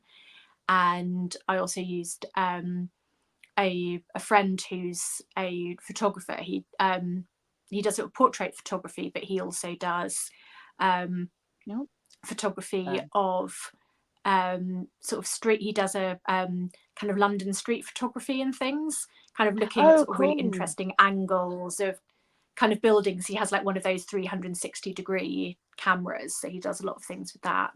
So kind of getting the two of them together, we sort of developed this kind of whole new language for the piece almost. And this was Mel just saying, let's see what happens if I jump really high. I mean, the garment is quite heavy. It's probably about sort of 10 kilos or something. So she was doing these amazing leaps, and Michael had a really sort of fast shutter speed on his camera. So yeah, we were able to capture some really kind of amazing moments. Oh, that's so cool. And So then this was meant to be like the next photo lined up. So yeah, so that was her doing, you know, the same sort of pose from the opposite direction. Yeah, you really kind of get a sense of, you know, this sort of amazing kind of dynamic movement, and also just how sort of how fabrics perform on a body. I mean, that's, you know, that's one thing you're always thinking about when you're working as a costume maker is, you know, you're not making something for a mannequin, you're making something for a human body. And kind of how interesting it is, even when you make something that's more kind of sculptural, how it interacts with a human body, and how, you know, how a human can kind of interact with it and bring, you know, this whole kind of new sense of kind of life and vibrancy to it. yeah, exactly. I love that. Absolutely. It's what sort of I kind of like to work across like multiple different types of fabrics usually for that sort of reasoning, is that they all perform so differently, sort of, and kind of when you know, like the different ways that you might sort of cut it on the graying, on the bias, and then sort of like sew it up, and they can sort of make the silhouette so different in a way as well. Yeah, you're getting those different textures, the way the light hits it. You're getting the different movements from different types of fabric as well, which is always sort of exciting and interesting. Exactly. I think again, it's like the possibility that's in those garments, in those fabrics, that, you know, maybe they don't get explored because things are being done so cheaply and so quickly. It's like, look, these are like the hidden kind of possibilities, the hidden lives in these, you know, what were actually kind of quite sad, sort of limp garments when I got hold of them, to kind of, you know, create something that's got so much life to it. It was really exciting. And also to collaborate with people who kind of understand where you're coming from, what you want to do with the project, but also kind of elevate it like almost into something else. You know, they're suddenly kind of, oh, I've had this idea, what if I try this? And that's what's so exciting about sort of working with different artists and working with people who aren't necessarily like in sort of exactly the same, you know, creative vein as you. You know, they're pushing you to kind of, you know, elevate your work to kind of keep up with them. And yeah, you can all just bring so much to one another. It's really exciting. Yeah, exactly. I'm just downloading. Some of the others haven't quite downloaded yet. There we go.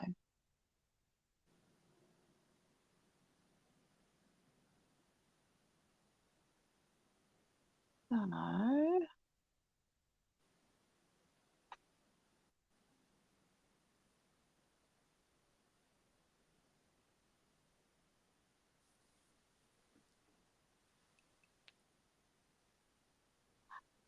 So then these are more images on location of the dress. So I wanted to ask as well a bit about sort of your process of sort of like kind of coming to sort of doing this sort of like upcycle art. Obviously sort of as said before, it was sort of out of kind of 2020. I know that when I sort of saw you were doing sort of these walks where you sort of collected some of the textiles and things. So I don't know if you want to go into some of that background behind it. Yeah, I did a you know, I was doing my sort of local walks in my local area, as we were all doing in 2020. And you know, I started noticing kind of funny things, like sort of bits of like lost clothing, like, you know, sort of a hat or a glove or a sock or something. And eventually I did a walk all along the River Wandle in South London, and sort of picked up these bits of kind of lost clothing and textile waste, and turned them into kind of quilts. So they were actually kind of I've sort of had them in various exhibitions and things.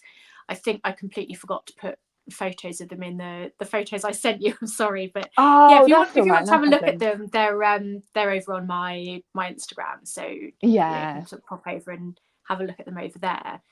But yeah, it was again sort of thinking about the idea of the sort of, you know, the amount of clothes that we've got, how they're sort of so cheap and plentiful. And, you know, do you go back, if you're on a walk and you lose, you know, your child's mitten or your hat or something, you know, do you go back and look for it? Or do you think, well, I bought it from Primark, it was £2, I'll just buy another one from Primark for £2? And, you know, sort of thinking about, you know, the ways, especially during lockdown, that we were all using our outside space a lot more. You know, we were kind of living sort of outdoors in like our local parks and on our kind of local walks and things, and how, you know, we sort of leave, you know, this kind of impact, even if it's just a very light impact on our, you know, our sort of local patch. And you know, sort of how I think, you know, we've got used to, if you're inside in an indoor environment, if you lose something, there's probably lost property. You know, you might be able to go back and pick it up the next day, but in sort of the, you know, the outside world, there is no kind of lost property. But except there slightly is, because I noticed this really interesting sort of phenomenon, and I'm sure like now once I've mentioned it to people, you'll probably start noticing it as well. Is people who find other people's lost clothes and put them in a sort of strategic point in the park where you'll sort of be able to find them again. So like, you know, you're sort of like a hat or something over a bollard, or like a glove hanging from a tree and things. And I didn't take those items as sort of part of my collection, because I was like, they're in a different, almost like a different waste stream, as it were. Like I was taking, you know, things that were on the ground, they have things more that were hope. really, yeah. And I think, isn't that interesting that people have this hope for these lost items. Like there was a mitten that was on a twig for about a month, and I did take it in the end, because I'd got emotionally attached to it. Clearly In not. the end, you know, it was obvious no one was coming back for it, but it was this little hand knitted mitten. And I thought, you know, that was, someone had knitted that for a small child, and then someone else had found that and thought, oh, I really hope this gets back to its owner. And actually, one of the most interesting things, because obviously I'd got kind of emotionally invested in these items getting back to their owners. You know, I don't know if they ever did or not. But when I was sewing, you know, I sort of washed these kind of, you know, things that I'd found on the ground that were obviously, they'd been there for a long time and kind of quite muddy, quite dusty. So I sort of washed them and sewed them onto these quilts. And one of the things that people started asking me about almost immediately that I'd never thought of is, what would happen if someone comes to your exhibition and sees something that's theirs? Oh my gosh, could you imagine? And I thought, that's so interesting. Like obviously I'd want to cut it off and, you know, give it back to them, possibly do a little kind of stitch around the edge, so it's like, you know, this is where, you know, a glove sort of got back to its owner or something. Sadly that never that would be happened, a really nice story to put with it. I would kind of love, but I think that's what's so interesting about doing this sort of work. And also if you're in a sort of environment where you're invigilating an art exhibition or something, you've got people coming over to talk to you about the work. It is really lovely because people share a lot of their own clothing stories with you, which is so fascinating. Nice. Like people really want to tell you about their precious clothes, the things that they've lost, the things that they've found, the things that they've, you know, darned and kind of really looked after, or like, you know, or something really precious like a wedding dress that they made with their mum, or you know, sort of someone who's inherited their parents' clothing on their, you know, on their parents' death, and they're, you know, trying to figure out what to do with the, you know, these very emotional, like very personal sort of pieces. So yeah, I mean, there are, you know, having just said, you know, we're losing our emotional relationships with our clothes, there are so many people out there who still feel so strongly about their clothes and kind of want to share sort of clothing stories. So I think, you know, that's so important, and I'd kind of love to see, you know, more of that content suddenly becoming, you know, something that influencers do, that, you know, this is the story behind this dress that I'm obsessed with, rather than the story behind this dress that I'm obsessed with is that this is the thing I've been told to want this week. Yeah, exactly. Yeah, it's it's sort of interesting kind of what people sort of class as being valuable, you know, and it's absolutely. sort of you know, I love the sort of the places that I've worn different garments, and you know, sort of I think it always like makes me laugh, particularly obviously because I sort of kind of do, you know, make and sort of alter and things like that, teach, is everyone's always like, oh, you know, sort of like, are you wearing something that you've made and things like that? And even if it's not, you know, I can still sort of say, oh, you know, but I've, you know, had it for X amount of years and this, that and the other, and it's sort of spreading that joy of clothing again, which I think is a very sort of precious thing in a way. I think also at the moment, you know, it it doesn't necessarily feel like a terribly sort of joyous time. There are so many things happening in the world, you know, that are kind of full of a sort of grief and horror and things to constantly make us worry. So, you know, clothing should be one of those things that we can really, you know, kind of take respite in. Like, clothing can kind of be, you know, be our sort of armor against the world, but in a kind of soft, in a sort of, you know, soft protective way. Like, clothing should be something that makes us feel so comfortable and so sort of reassured. But if we're, you know, being constantly bombarded with these messages of, oh, this thing you're wearing has gone out of fashion, this thing, you know, makes you look, I don't know, wrong for this week, you then lose that sense of satisfaction, that sense of like this sort of protective element of your clothes. You can't, if you're constantly being told, you know, you need to buy more, new, now. You kind of lose, you sort of lose that ability to see your clothes as like something kind of comforting, something that's joyful, rather than, oh, what if this isn't, you know, this isn't the right trend? What if, you know, I don't look right in it?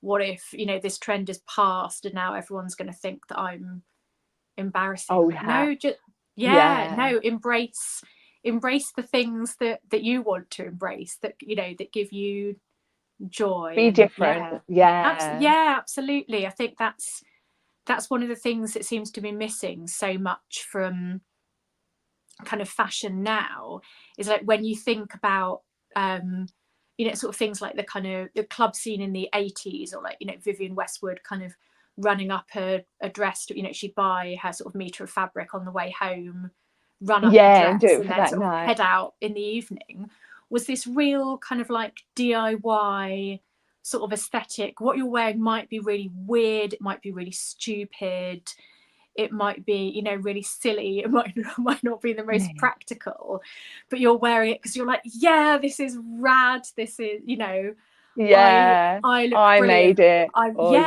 gonna go and strut my stuff. No one else looks like me, no one else is doing the things that I'm doing. Exactly. And I think that must, you know, that's such a freeing feeling, when you can just be like, oh, I'm just gonna, you know, wear this thing, and, you know, sort of try out this new look. And I think, you know, I've kind of got to sort of an age where you're like a bit more invisible as like a middle-aged woman, but sort of in quite an exciting way, because no one's sort of expecting you to be, you know, sort of as, you know, no one's expecting you to be like, oh, I'm going to, you know, get scouted as a model, or, you know, I don't feel like anyone's going to, you know, sort of look at my outfit and give me a grade out of 10. And also, I don't really get, you know, I'm looking at myself and giving myself a grade out of 10 for like, have I made an effort? You know, does this outfit make me feel good, make me look good? But actually, like, I'm not that bothered about the sort of, you know, other people kind of going, oh, I'm not really sure about what she's wearing. I'm like, well, I'm not wearing it for you, I'm wearing it for me. Exactly. And I think I've sort of suddenly got back to this sort of lovely point where you can kind of experiment and actually like feel quite free. Like, I saw someone in the chat earlier said that they like my lipstick, which is really sweet. So thanks very much. But I was kind of joking that like this was my sort of midlife crisis lipstick, that suddenly like, you know, loads of my sort of old, you know, I didn't really feel like my old looks, my, you know, the looks I'd sort of had like earlier on were kind of working for me, and I felt like I was sort of in a bit of a rut. And I thought, actually, one thing, if I buy some really bonkers colours of lipsticks, then, you know, no one can really tell that I've now got like wrinkly eyelids, so my eyeliner isn't going to be on point anymore. And you know, you can just suddenly have this kind of pop of colour and feel really like, oh, that was the work of a minute, and suddenly you've kind of transformed your outfit into something that's a bit like, oh, that's quite interesting. And it's a really nice way to sort of start a conversation with people as well. when you're out and about. Yeah, It's quite, exactly. yeah, it's quite sort of fun. But yeah, it's Oh, kind yeah, of yeah. I think that's so nice, you know, sort of going from kind of clothing to sort of makeup and things like that, and kind of using in a similar way to sort of express yourself. yeah. Well, I think there are things that often, you know, sort of clothing and makeup get treated like, oh, it's quite frivolous, it's quite kind of self-obsessed. But actually it's like, you know, you can make yourself, you know, look however you want, which is quite, so it's really kind of freeing and exciting, and you can experiment with looks and, you know, kind of try out these sort of different things. And actually I think that's one thing that I, you know, I kind of really like at the moment about this sort of big, you know, kind of big resurgence in sort of selling kind of secondhand, like the kind of explosion of like vintage and Depop and things, is it is, you know, I wouldn't be who I am today if I hadn't have had the chance to experiment with clothes and stuff in my teens. And I was really lucky that I lived in a town where, you know, there were vintage shops that sold things incredibly cheap. Like you know, I love the idea that teenagers now like experimenting with different looks, like trying to figure out who they are, and I wouldn't want them to not have that. But I think No, exactly. being able to go somewhere like Vinted and be like, oh, I don't know if this trend is going to be my thing, but I want to try it. I'll get something secondhand. If it doesn't work for me, I'll just sell it on. And then you're not, you know, you aren't contributing to this sort of huge kind of problem of like over consumption. You know, you're kind of, you're using things that are kind of already in sort of in the clothing cycle. And I think it also gives you, you know, a sort of low stakes way to kind of try out trends. But I think also by trying out having the chance to try out trends and reject them in a fairly low stakes way starts to make you think that actually you don't have to follow every trend, and makes you Yeah. kind of, it makes you more aware of the looks that actually do suit you, and you start to think, oh, actually my style is more along these lines and less, you know, less along those lines.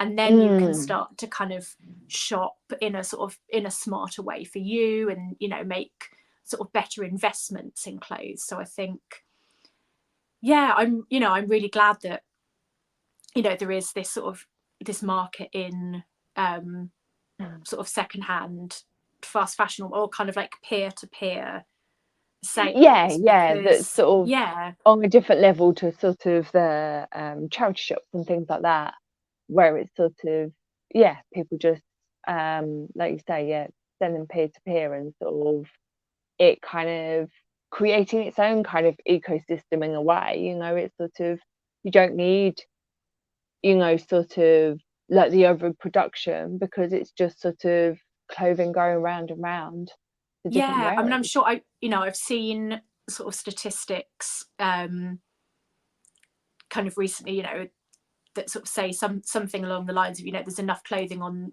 the world now to kind of clothe the next, you know, 5 or 6 generations of people. And I think that that's the main thing. It's kind of, how do we keep these resources like circulating? How do we get the most that we possibly can out of clothes before, you know, because all clothes reach, you know, the end of their lives eventually. Even something that's made out of the finest materials, the most, you know, sort of beautiful techniques, you know, it's not, clothing does have a life cycle, because eventually like fabrics and textiles are going to break down. So it's like, how do we get the most use, the most enjoyment, the most, you know, practicality, you know, whatever the piece of clothing is for, out of it? And Yeah. then how do we deal with it at the end of its life in the most sort of sustainable way, you know, with the least kind of impact on the planet, really. Yeah, yeah, absolutely, absolutely. I'm gonna bring our next one up, which is your other video about the that jumper.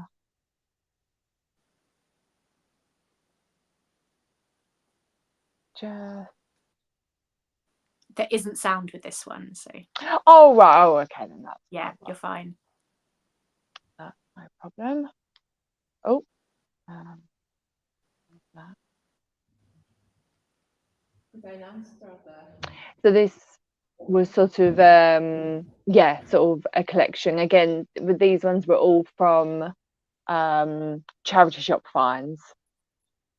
Yeah, so these were all, I exhibited all of these in Manchester as part of the exhibition for the 10th anniversary of the Rana Plaza factory collapse. Right. And each of them are sort of things I've been calling my kind of re-logo collection. So there's so depending on whether the item had a logo on it to start with, or sort of whether it was just a piece that I embellished. One of the shirts was from it was at the big oh sorry, No, my you're phone right. My phone battery is, hang on. Oh no, yeah. I had to plug Yeah, mine in earlier because I realised it was going. Yeah. There we go. Yeah, so at the start of the pandemic, I don't know if people remember these so there was like a sort of box scheme that was started up. So these clothes that had been made in factories, loads of fast fashion brands cancelled orders, left orders unpaid and things. So the idea was that you'd get this sort of yeah, that's the one. The idea was that you'd kind of get this this sort of box from it was called Lost Box, I think. And Right. yeah, so the idea was you'd get this kind of mystery box of clothes that had been sort of taken out of circulation by the manufacturers, so that these clothes didn't end up going to landfill because various brands had decided, you know, they couldn't sell the amount of stock they had during the pandemic. So the box that I got had 3 things that I was able to find. They were all from Matalan. One of them had just had the Matalan label covered over with sticker. The other 2 had the Matalan label cut out, but they were still selling those exact garments on Matalan's website. So I was able to do a reverse image search. So, you know, it wasn't like, you know, they were things they weren't going to sell because they had them on the website. It was just like a classic case of overproduction. And actually the other 2 items, you know, I've actually worn quite a lot, but this one seemed especially absurd because it was a grey vest top. And I thought, at what point is a grey vest top suddenly going to be unsellable or unfashionable? Exactly. It's a grey vest top.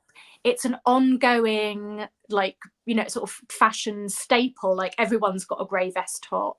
You know, your grey vest top wears out, you go out and you buy a new one.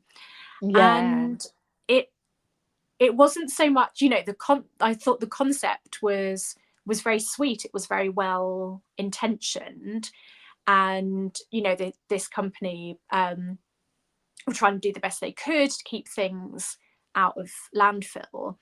But by, you know, and I assumed this was part of the deal. And obviously the money did go to support garment workers as well, which was really important because most of them, you know, didn't have any money. None of them were furloughed in the same way that I was. They were just, you know, made redundant or fired and had, you know, no savings, no recourse, no kind of, you know, safety net in the countries where they lived.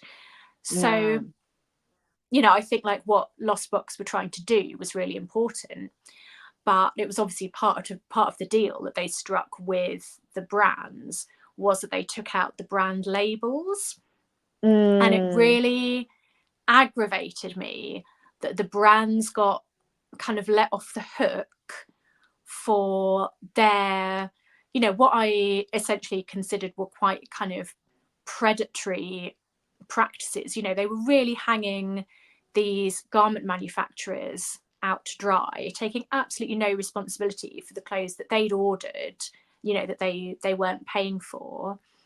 so yeah, I made this Matalan dirty laundry top because it, you know, it really annoyed me that they tried to dump their, you know, they'd made their problem, you know, someone else had to come along and set up a charity to deal with a problem that they'd created, and then because of their sort of brand clout, they were able to kind of say, well, no, actually, we don't want, you know, take out all of our tags before you send this on to other people.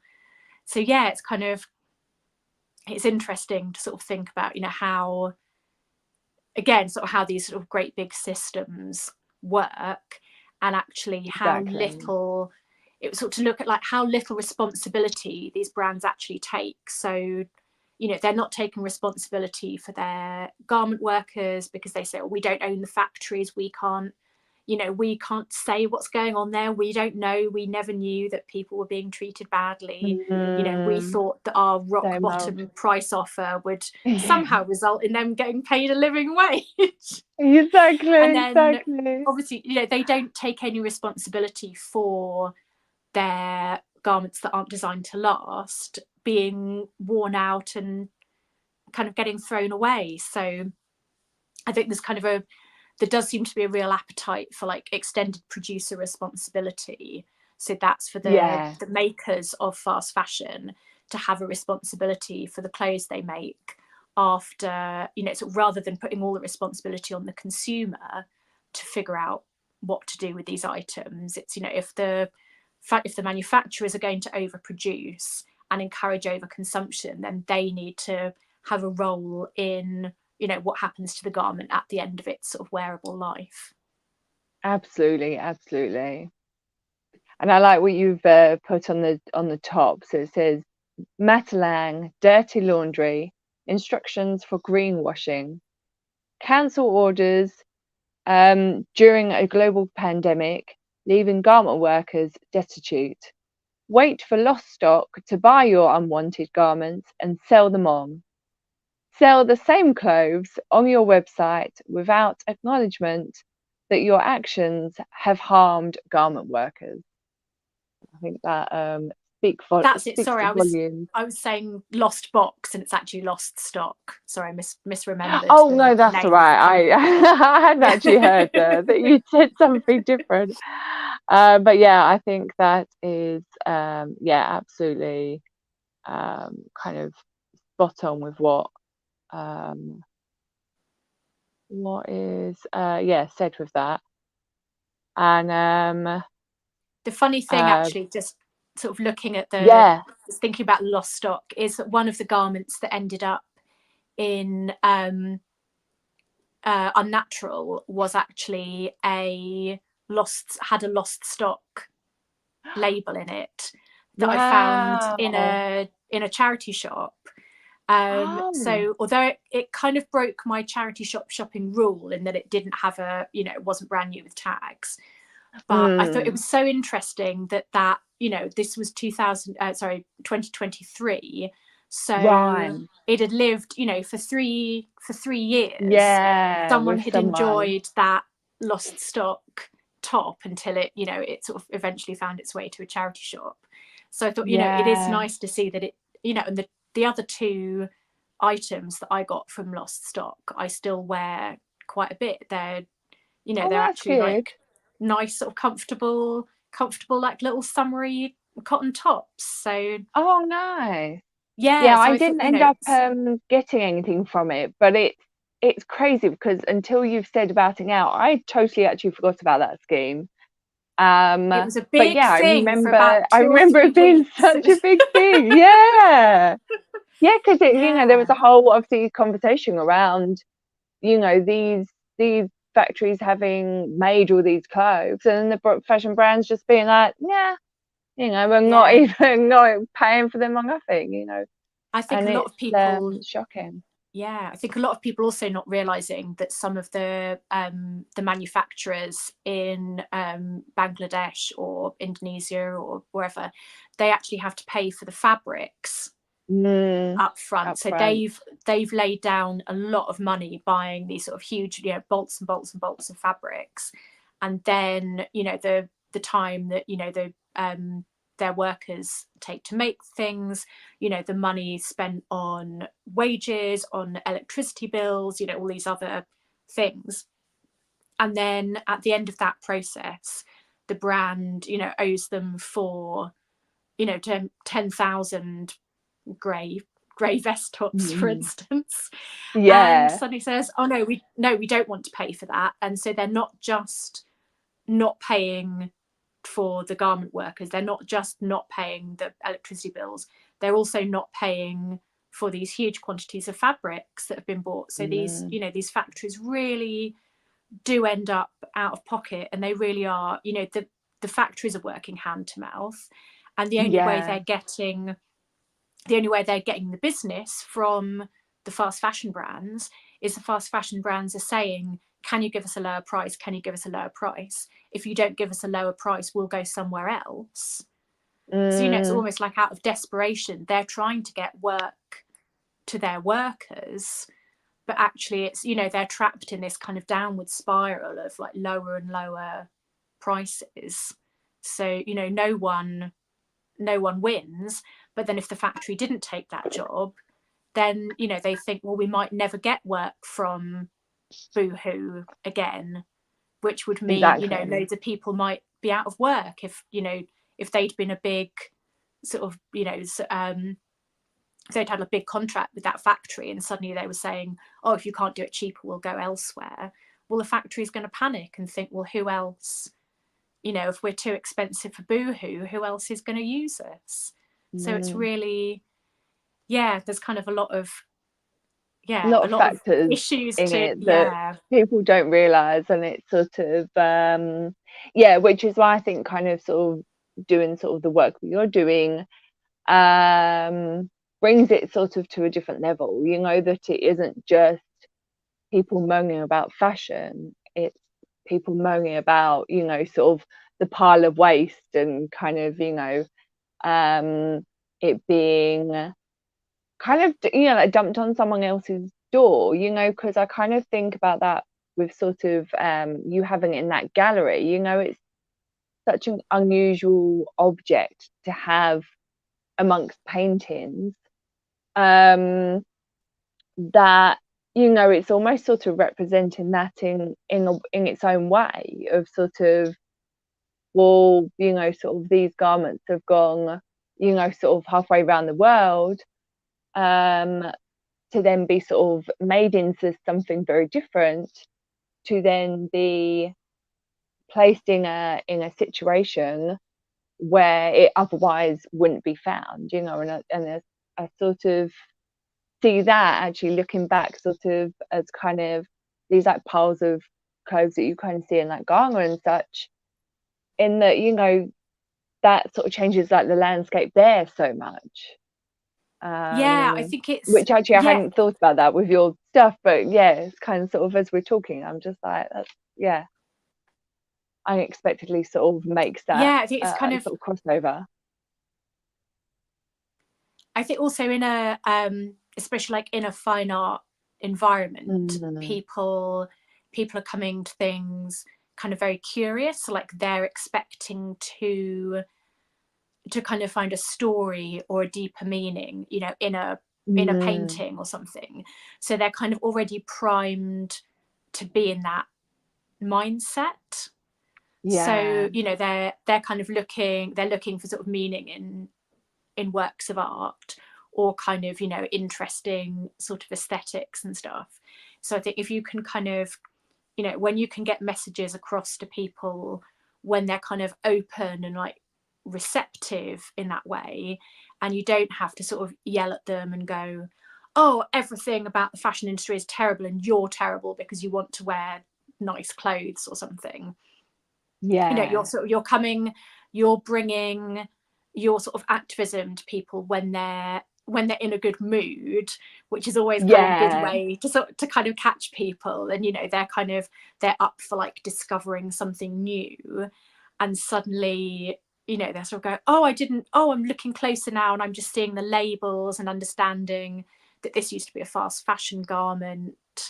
I think also it's fun to do those sort of things where, you know, a fast fashion garment wouldn't normally appear in a in a gallery in Mayfair.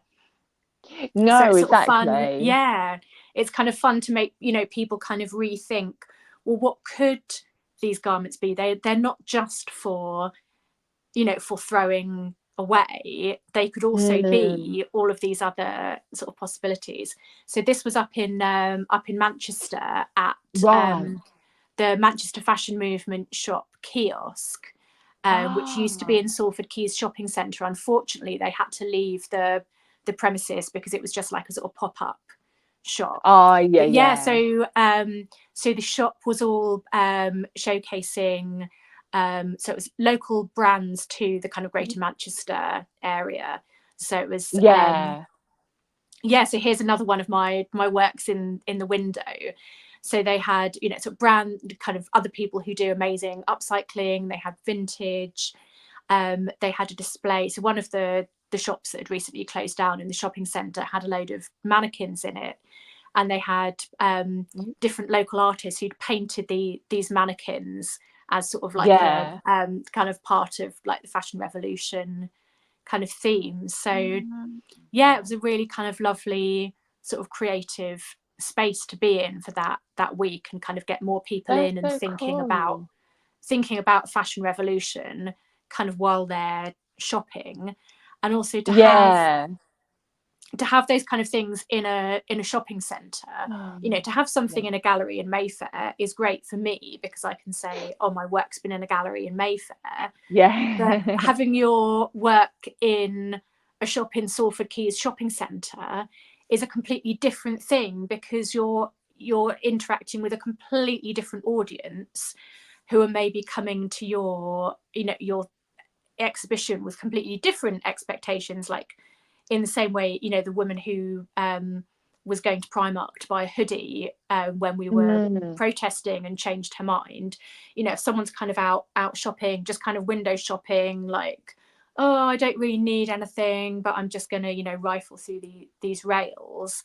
And, you know, suddenly you're sort of looking at something that's kind of questioning, you know, how we shop and why we shop. And, you know, there's all making you think about the possibilities for your clothes.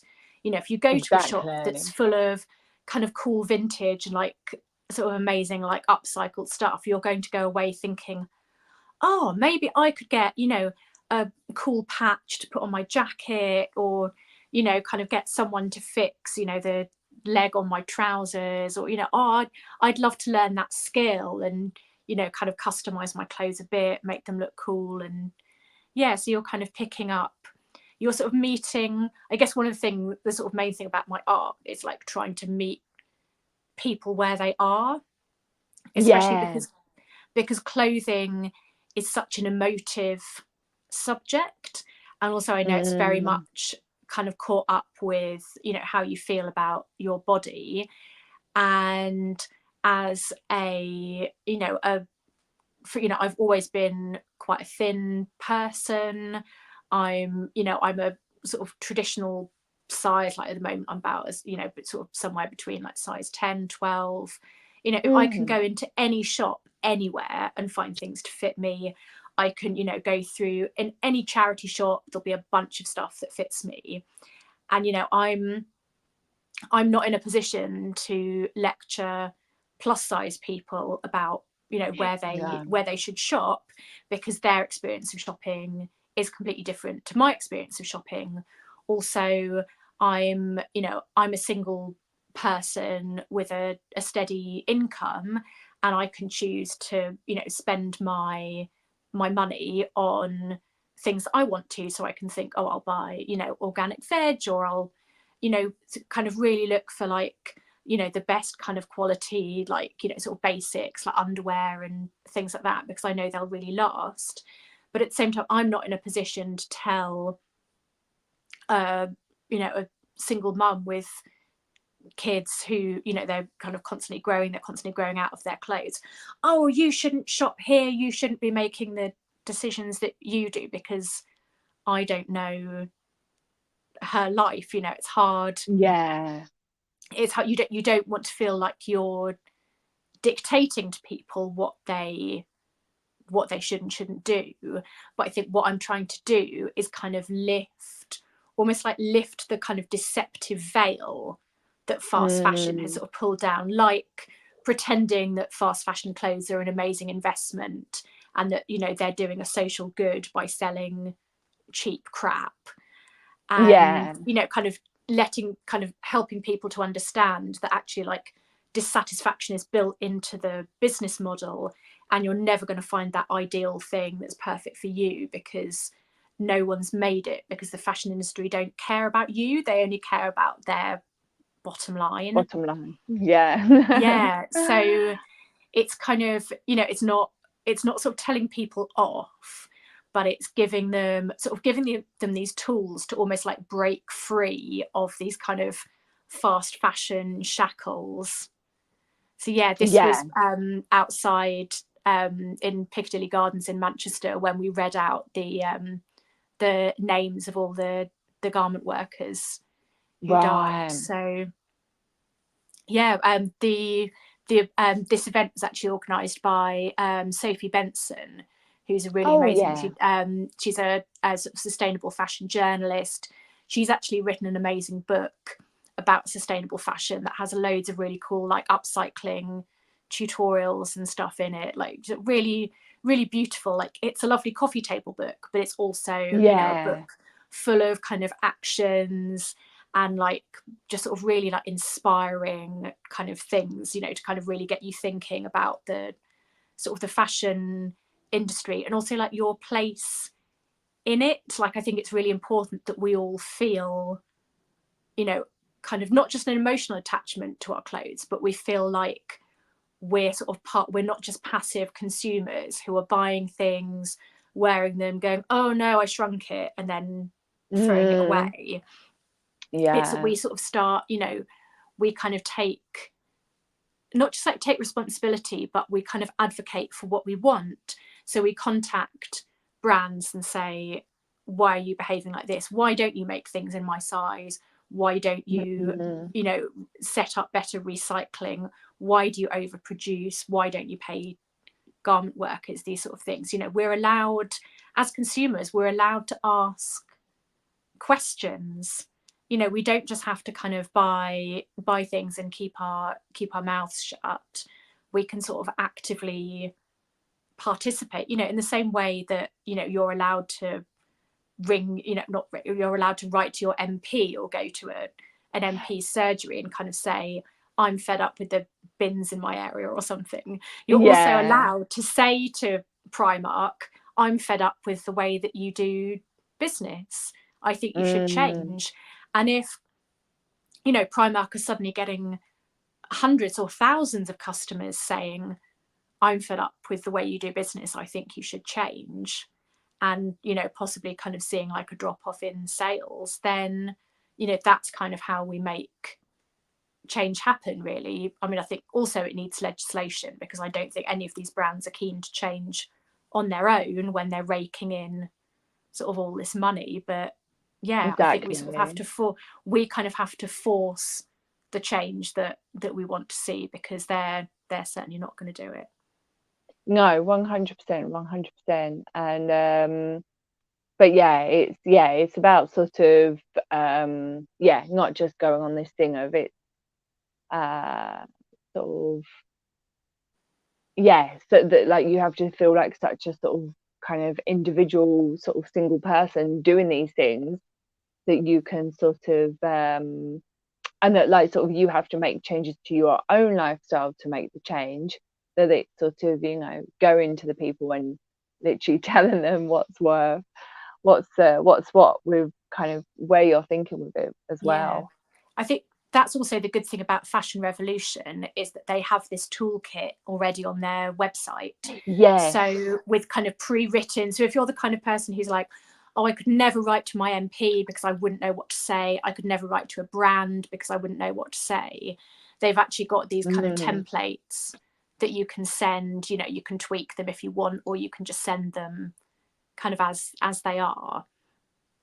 But exactly. You've got these sort of resources around them for kind of how to communicate, because I think that's the other thing. You know, we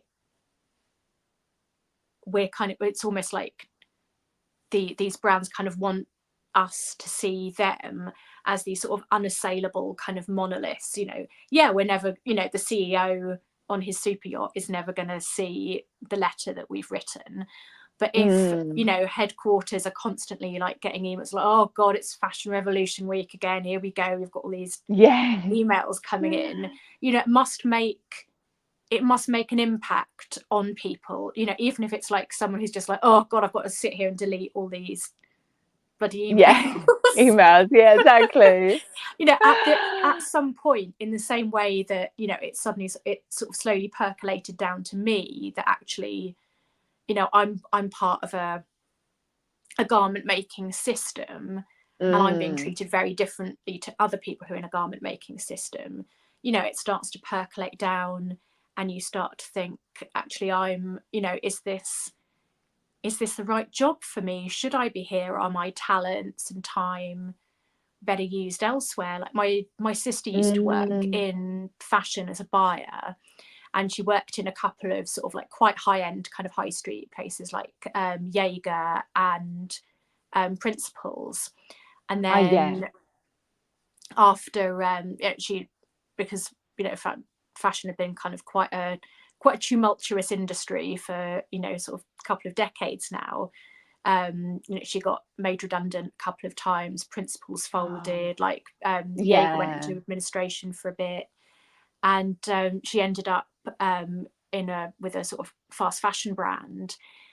And she said the speed at which they were working, you know, everyone was working harder, not smarter. It was like longer and longer hours in the office, more and more design ideas getting rejected, you know, things that were half made getting rejected. And she was actually, now I remember so clearly, we were on a train on the way home to see my parents, and she said, oh, you know, when you feel really stressed at work and your hair starts falling out. Oh gosh. I was like, no, Rosie, I don't know that. That's not a normal sort of situation to be in. So she left, and she's now working for like an online marketplace. So she works with she now works for, not on the high street, so she's working for the sort of individual kind of producers, like basically sort of, you know, working with them to find out how much product they want to make, because obviously then that affects, you know, sort of how they sell them on the website. You know, if you're only you know, prepared to make 50 of something, then you're not going to be in the big Christmas campaign, but you might be in the, you know, sort of boutique gifts kind of area or something like that. So, you know, she's kind of working with individual makers to make sure that they have the best sort of marketplace for their product, and also so that they don't experience, you know, the burnout of, I've got to make 50,000 of something and I'd only plan to make 1,000 or something like that. So yeah, exactly, like whatever they have the personal capacity for. Yeah, I think that's, you know, that's kind of, it sort of seems like, you know, people after a while in, you know, in a kind of bad working situation, you do start to think, actually, what am I doing here? You know, I'm being treated badly, but my workplace is also encouraging me to treat other people badly, or to treat the planet badly. And, you know, can I move somewhere different to work, you know, under a sort of different set of circumstances where, you know, maybe my impact on the planet will be less.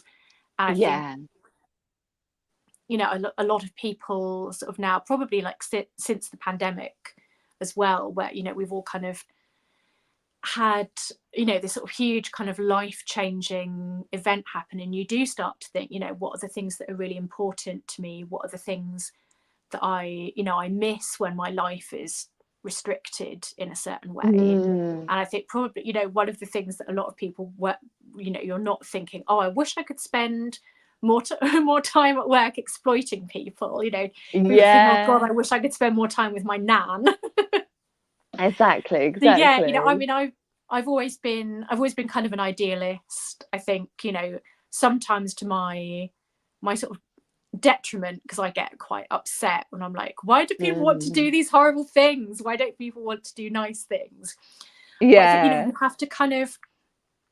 you have to sort of believe in that idealism sometimes, even if it's just sort of in a small way, to kind of get you through and think, actually, I can, you know, I won't be changing the minds of billionaire CEOs, or, you know, I won't be changing the minds of millions of people, but I can change, you know, the minds of kind of the people around me, or the people who, you know, come into contact with my art, and they might not make, you know, a huge change, but they might think about it, they might talk to other people about At least it's in the head. Yeah. Yeah, like one of the nicest things, one of my neighbours came to see one of my art exhibitions, and he said, like, he's someone who, you know, that the kind of, you know, your stereotypical guy who isn't interested in like trends really. You know, he wears his kind of work shirts for work and his, you know, his workout gear.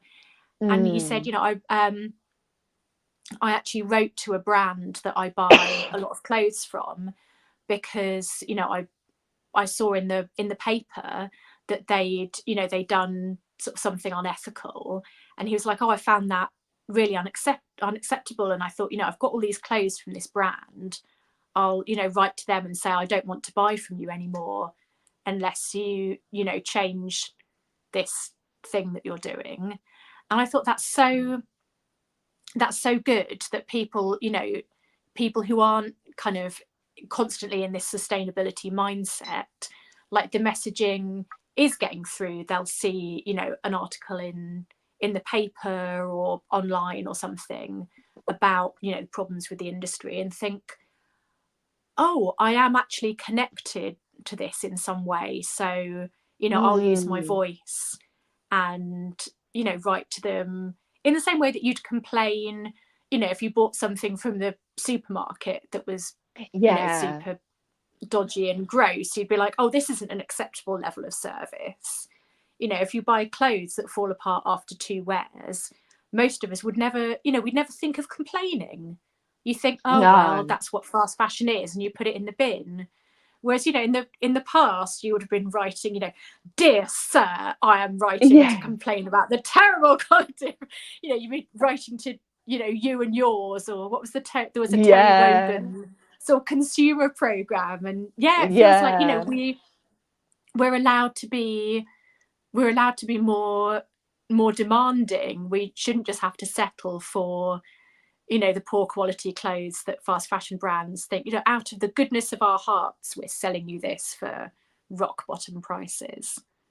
Yeah, exactly. That's the thing. We all deserve better in life, really, like from, you know, from garment workers all the way up to, you know, the average person who's shopping on the high street, trying to shop on a budget. You know, we're in a cost of living crisis. People's wages aren't going up. If you can't afford to buy decent clothes for your family, you're also being exploited by the same systems that exploit garment workers in other countries. And it's, you know, it's a really hard conversation to have, because it's, you know, these sort of global ramifications of some people at the top being very, very, very rich, to, you know, people in this country not being able to put the heating on when it's cold, or, you know, not being able to buy their kids like new school shoes or school lunches or whatever. You know, it's all, but it's all part of the same kind of global system of exploitation. So I think it's kind of, I'm a bit like, I want people to realize this, and, you know, fight for, you know, what they deserve. Like, everyone deserves a living wage, whether you're a garment worker in Bangladesh or whether you're, you know, a worker in the UK. Everyone deserves to be treated with fairness and rewarded for the work they do. You should be able to, you know, you should be able to buy food, you should be able to have heating, you should be able to have, you know, safe accommodation, you know, you should be able to have schooling for your children. Like, all of those things should be like basic rights. They're basic needs for humanity, really. So I've gone all 100%. Go. I love that. I was going to say, we be the revolution. That's the tagline. Yeah, it doesn't take me long to go off. No, that's fine.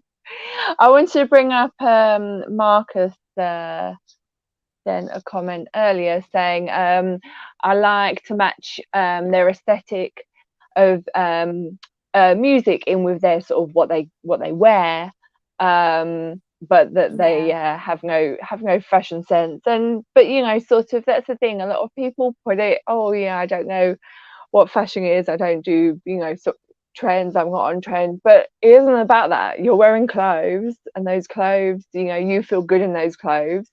You are presenting yourself to the world. So, you know, it doesn't matter what you're wearing, how you're wearing it, you're wearing it for you. And that's kind of what you know, makes the bigger impact. Yeah, I think there's very much like a feeling at the moment, you know, you have to be on trend, but actually like the trends are extremely boring. And also, you know, they change all the time. So if you're trying to keep up with the trends, you're not actually finding like your own aesthetic, your own sort of thing that you know you like wearing. I think that's exactly. kind of one of the most important things is like, what do you actually like wearing? What do you like, you know, what on when you put clothes on your body, what are the things that you are enjoying experiencing and what are the things that you don't enjoy experiencing? So for instance, like some people really love the feel of like, you know, kind of sharp like business wear, like really tailored, you know, you've got your crisp shirt, you've got your collar, you've got like your tie or cravat or something, you've got your suit, you know, your kind of square shoulders, you're, you know, you're standing upright, your clothes are sort of containing you, you've sort of got like a structure to your look. You know, some people really like that, but other people are like, oh, I can't bear the thought of having, you know, this tight collar, these like constrictive clothes. Some people might like the feeling of like having a lot of fabrics. You've got like, you know, kind of really big like loose garments. Some people might like, you know, like the sort of those really kind of tight fitting dresses or something, you know, you've got a corset, like a corset or something. You know, these really kind of, yes, you're kind of really feeling the clothes sort of hug your body, or you're kind of enjoying just like very sort of soft kind of fabrics. Like, do you like really sort of worn in t-shirts? Like, do you like that kind of vintage sort of look? Do you like the coziness of having like the hoodie sort of like hood like right up around your neck? Do you like having like lots of scarves? Do you like things to sort of drape? Do you like big billowing things that make you take up a lot of space? Do you like things that kind of really sort of pare you down like into a really sort of sleek?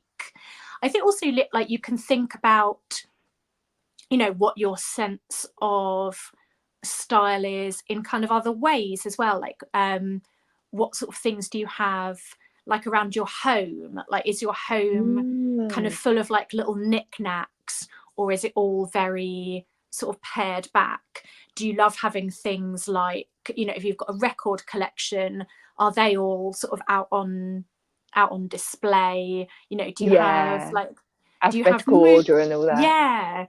Do you have kind of movie posters? Do you have like abstract art? Do you have furniture from like a certain decade? So I'm really into my sort of mid-century modern furniture, and I'm wearing a sort of kind of 50s dress, but rather than, you know, kind of making it, you know, sort of all kind of old fashioned, you know, my TV's in there and I've got, you know, lipstick on to kind of bring it sort of up to date a bit more. So I think you can think about, you know, or things like colours, like what are colours that you really enjoy? What are colours that kind of make you feel a bit like, oh, that's weird? You know, what are kind of sort of certain like sort of, if you like kind of films from different eras, if you like music from different eras, you can kind of look at people you admire and not necessarily, you know, think, oh my god, they look so cool, like I love sort of this kind of really think about, you know, I love this aspect of their look. Like I love how they always look really sharp. I love how they always wear bold colors. I love how they wear like clashing prints, and not necessarily saying like, you know, you copy that person, but you kind of think, you know, how does that play into, you know, their on stage persona, their sort of aesthetic, and then think like, you know, I feel like everyone has an aesthetic, everyone has this creativity, and especially if you're making music, that means you're, you know, you are an incredibly creative person. And, you know, sort of even thinking about like, when you make your music, does it make you think of like certain colors? Are you trying to evoke I was going to say a colours. particular kind of environment? You know, thinking like, if your music was like the soundtrack to a film, what would that film look like? Would it be like a sort of, you know, kind of film noir, like people are in, you know, sort of dirty, like kind of rain-sodden streets? Are people like out on, you know, the mountains? Are people going clubbing? Is it this sort of room full of like neon lights and, you know, sort of people in kind of amazing outfits? Is it, you know, is it very kind of minimalist? Are you, you know, would you think of it like being the soundscape in like an art gallery where people are quite, you know, quite kind of monochromatic and, you know, sort of pared back? And yeah, I think there's, you know, there's so many kind of different ways you can think about sort of style and kind of bring your own like individuality into fashion. Like, you don't necessarily have to be like, oh, I'm going to follow, you know, I'm going to follow trends. You don't have to want to follow trends. Like your trends, your looks can be, you are the like what I find comfortable, what I find entertaining to wear. Like, do I put this on and go, this is great, I love this? Yeah. There's someone that pops up on my TikTok every now and then when I decide to go on there, who she goes around the streets dressed as a bird. just like, you go, oh, I just love it. So yeah, you go, wear whatever you want. But I think we will sort of round it up there. We've been going for a nice amount of time. But I sort of wanted to end with what your sort of future from these amazing artworks is looking like. Yeah, so you kind of caught me at a really interesting time, actually. I'm actually taking a 6-month career break from the film industry. I don't know sort of how many people kind of know, you know, sort of outside the industry. Obviously, there were big strikes in America last year. The Writers Guild and the actors were all on strike. So obviously, it's taking a long time for all the work to come back. So the film industry is kind of very, you know, sort of very slow at the moment. And I think also, you know, the things that the actors and the writers were striking about, you know, this problem with, you know, sort of AI kind of taking people's jobs.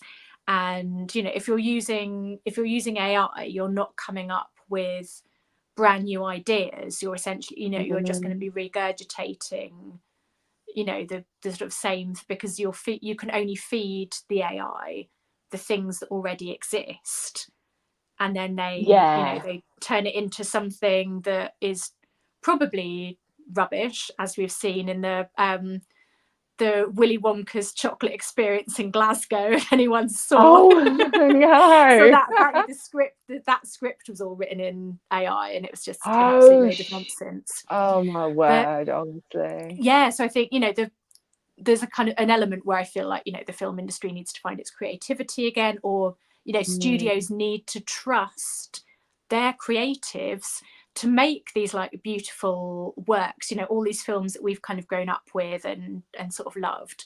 So kind of while the industry is having a bit of a quiet time, I'm taking a 6-month break to kind of focus on my own art practice. So kind of exploring just like different ways of using materials, and just kind of take some time to sort of play and not necessarily feel like I have to produce this, you know, and make this sort of huge piece of work, or I have to produce a huge body of coherent work. It's kind of, you know, having the time to sort of play around with things and, you know, just kind of take a creative break, and also to see what everyone else is doing. Because I think, you know, as a creative person, you thrive, you know, you're not copying other people's ideas, but you're taking on board, you know, everything that you see around you, and you're being inspired by different people sort of doing different work. So yeah, I think the future will kind of look like sort of more freelancing for me, but hopefully freelancing around more sort of kind of environmental and sort of fashion industry activism projects that I want to do. Nice. So yeah, it's kind of having a balance rather than them just being the sort of things that I do in my spare time as a hobby.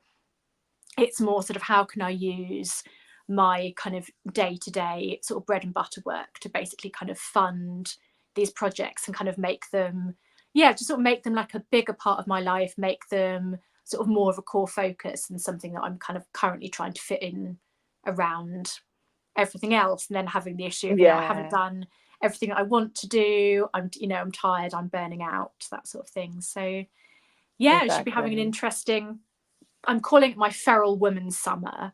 So I'm just wow, amazing.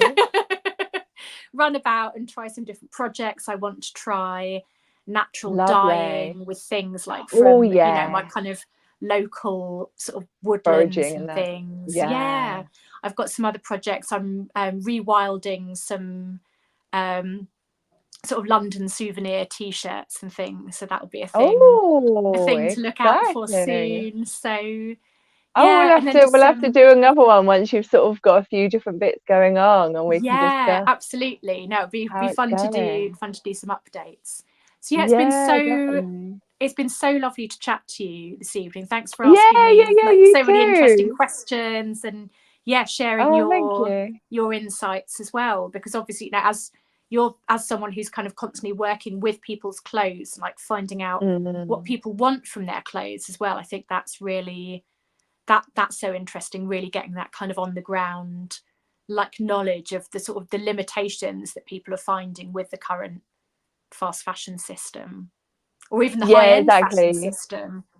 Amongst it all. And that's the thing, it's sort of like my clientele there can be very sort of varied, but it's also like sort of, you know, I compare kind of before 2020 and then sort of after, and sort of the type of people that I get, as well as sort of the type of garments that they bring, and sort of, and then their reasonings for coming to me because of my sort of ethical values and things. So it's sort of, it's and you know, and it's not just sort of initial local people are coming from sort of different parts of London. So it's sort of really interesting, sort of like, you know, like seeing that for sort of like myself kind of firsthand, because it, you know, so often we're told sort of like we said earlier, sort of the doom and gloom of kind of particularly sort of the fashion industry and sort of their kind of effects on climate and such, as well as sort of like garment workers. It's you know, I see positivity when I kind of, you know, people bring stuff that they, you know, they tell me is like from their wardrobe, is from their, you know, sort of grandparent or something, or, you know, even sort of to learning to sew, you know, because they had a parent that sewed, because they want to be able to sort of, you know, do the work to sort of do the alterations and things like that. They want to learn the craft. You know, it's all about the future is bright, but you know, it's sort of there needs to be like more people doing it.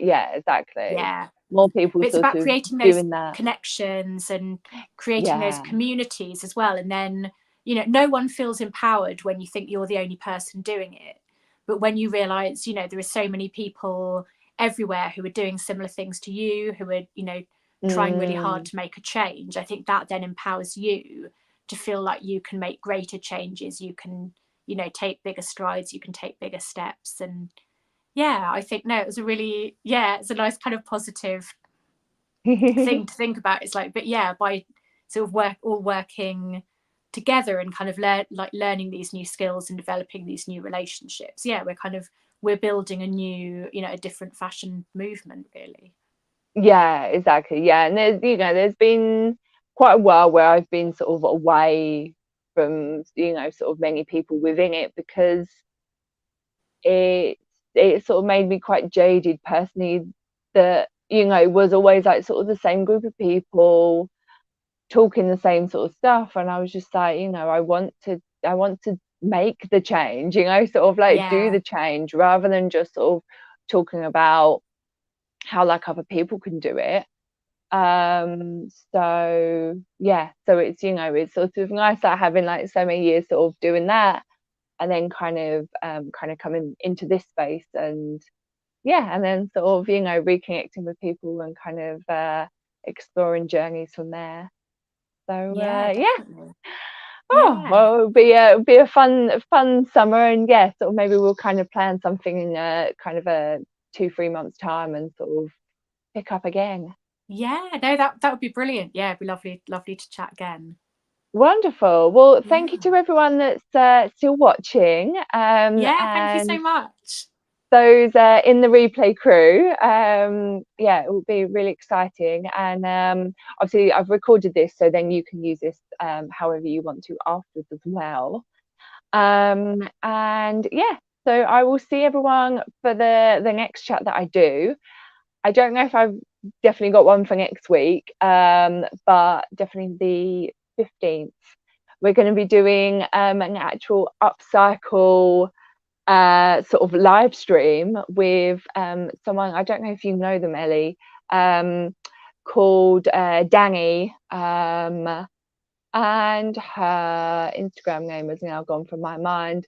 But she does these like really cool upcycle projects where she'll take like an IKEA bag and sort of making it Oh into yes, I do something. know how. I think she's brilliant. She's got Absolutely such a amazing. sense of like fun and like Literally. glamour. Yeah, she's brilliant. Absolutely brilliant. Like, I was just going to do like a chat with like this with her, and she was like, oh my god, like I'm going to come to your studio. So yeah, I'm like really excited Oh, so by good. it.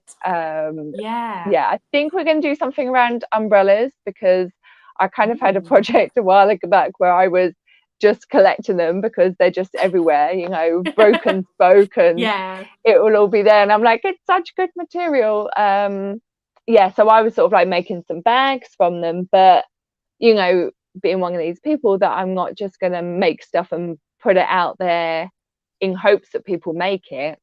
Yeah. I sort of did a prototype, which I now use myself to sort of kind of promote it, and yeah, now I've done like a class around it as well. So but yeah, I've still got a Menhir umbrella to be used, so that would be fun to do something like that. Yeah. Oh, Danny will definitely be turning it into something like cute and glamorous and Exactly. fabulous. Yeah. So, yeah, can't Yeah, wait to see what she absolutely. makes. Wonderful. Yeah, so that's it's a Yeah. Monday the 15th. Yeah, so that will be really fun, and then hopefully I'll do some more in May. So that will be really fun. But yeah, so once again, thank you to everyone. Thank you, Elly, for joining me. We'll have a little Oh, thank you so much. sort of goodbye after I end the stream. But yeah, I will see everyone the next time. Oh, and I will be next week. I will be live on Wednesday with Whitney for our dark side of fashion. And yeah, and then any day in between doing the work along with me streams.